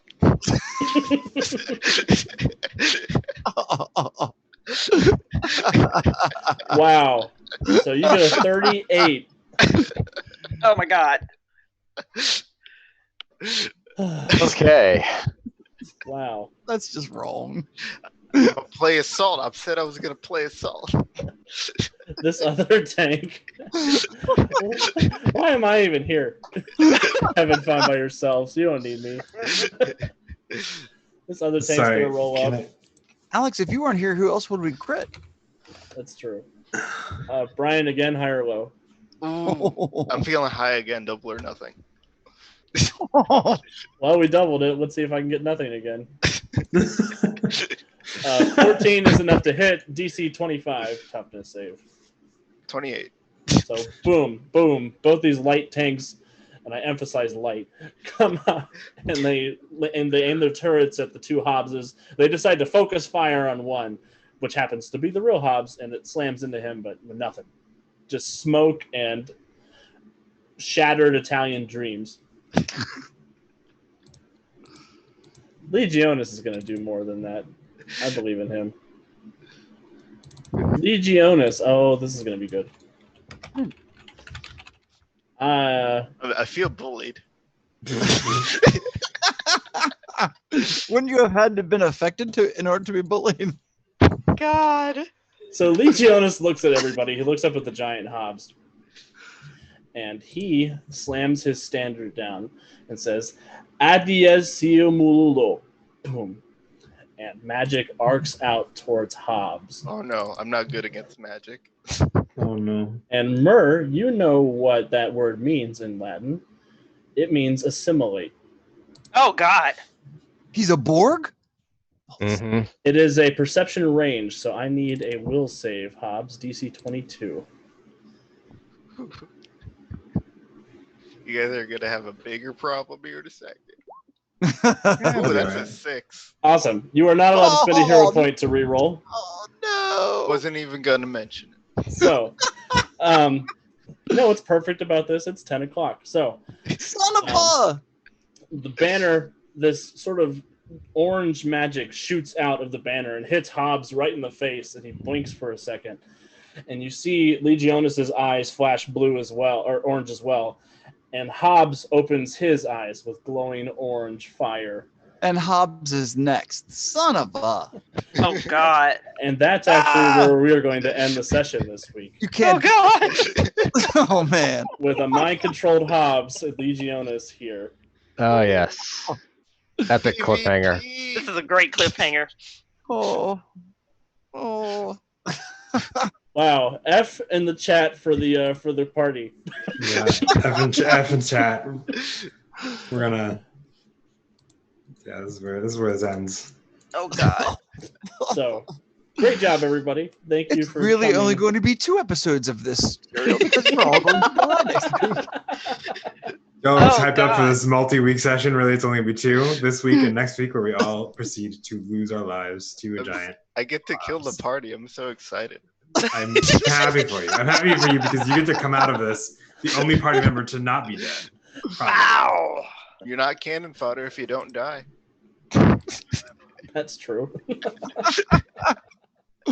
Awesome. So the first mission of Festimus Fighting First seems to be going well. Yeah. Thank you, everybody. We use well in relative terms here on the show. Hey, Legionis is happy about it. I'm sure he No, is. you're happy about it, Jim. You're happy, right? Impartial referee, Alex. Impartial referee. Ugh. Hey, I want somebody else to crit Brian and fail to hurt him. That'll be good for my self-esteem. I mean, it's a light tank. I'm not sure Oh what God. it's trying to do. Does your tank even lift, bruh? Wow. Oh my god. This is going to be a fun group. I'm excited. Thank you, everybody, for tuning in tonight, for joining us for the first episode of Operation Torch. I didn't think this was going to be the cliffhanger, but I'm excited about it. We will be back next week, same bat time, same bat channel for episode 2. We will be doing a raid here in a moment. Please feel free to join us on your podcast mode of choice. We're on Spotify, iTunes, with our brand new podcast, Something Dragons, which features one of our great players, Aaron, leading his daughter and a group of her friends through their first ever Pathfinder game, it's an awesome podcast. Definitely listen to it. Mondays, we have this upcoming Monday, we have the season premiere of Born of Rage Season 2, Dark Side of the Moon, so please come out to check that out. And keep an eye out. We have some other new and exciting stuff coming down the line, hopefully soon. So thank you, everybody, for tuning in. I look forward to hanging out with everybody real soon. Oh, I should mention, I have submitted some events for UConn, which is a virtual convention that will be taking place on November 13th through the 15th. I think Bridget has also submitted a couple events for UConn. Yes, sir. So I'll if be you want putting a a couple chance- in as well here shortly. Yeah, Andy will be running some stuff. I'll be running some stuff. Bridget will be running some stuff. I might even get to play an Andy's Rocketeer game this time. Who knows? It's possible, maybe. Sometimes a So joke. event submission for that is still open until September 18th. So anybody else who wants to run events, please feel free to sign up. We'll be sharing on Discord what events we're offering and when, as soon as that schedule is finalized. And since Bridget's our special guest, we'll put her events up too. There's one I'm really excited about that I hope I can get into. It involves a group of post-apocalypse survivors bedding down in an abandoned carnival for the night, and bad things happen to them. Not quite as bad as about what's going to happen to us next week, but yeah, really bad things. Quick, Bridget, plug again before we go. Plug. Guys, again, this is Bridget with Symphony Entertainment. You can find us on IG or Facebook with handle.com/Symphony Entertainment Gaming and Arts. Come hang out with us for all of your horror needs. We'll get all of those stroked for you. Perfect. Awesome. And since I didn't mention it, Braden will also be running events at UConn. There it is. It has been decreed. Surprise, surprise. I couldn't get Kevin in on it, but I can get Braden in on it. Yeah, I'm afraid I can be tricked into running stuff in person, but I'm over my head running stuff online. That's for sure. Awesome. So again, thank you everybody for tuning in tonight. This is such a wonderful session. I can't wait to see what wonderful things happen next week. We will be back. We'll see you. Thanks. Have a great night. Night all. Bye.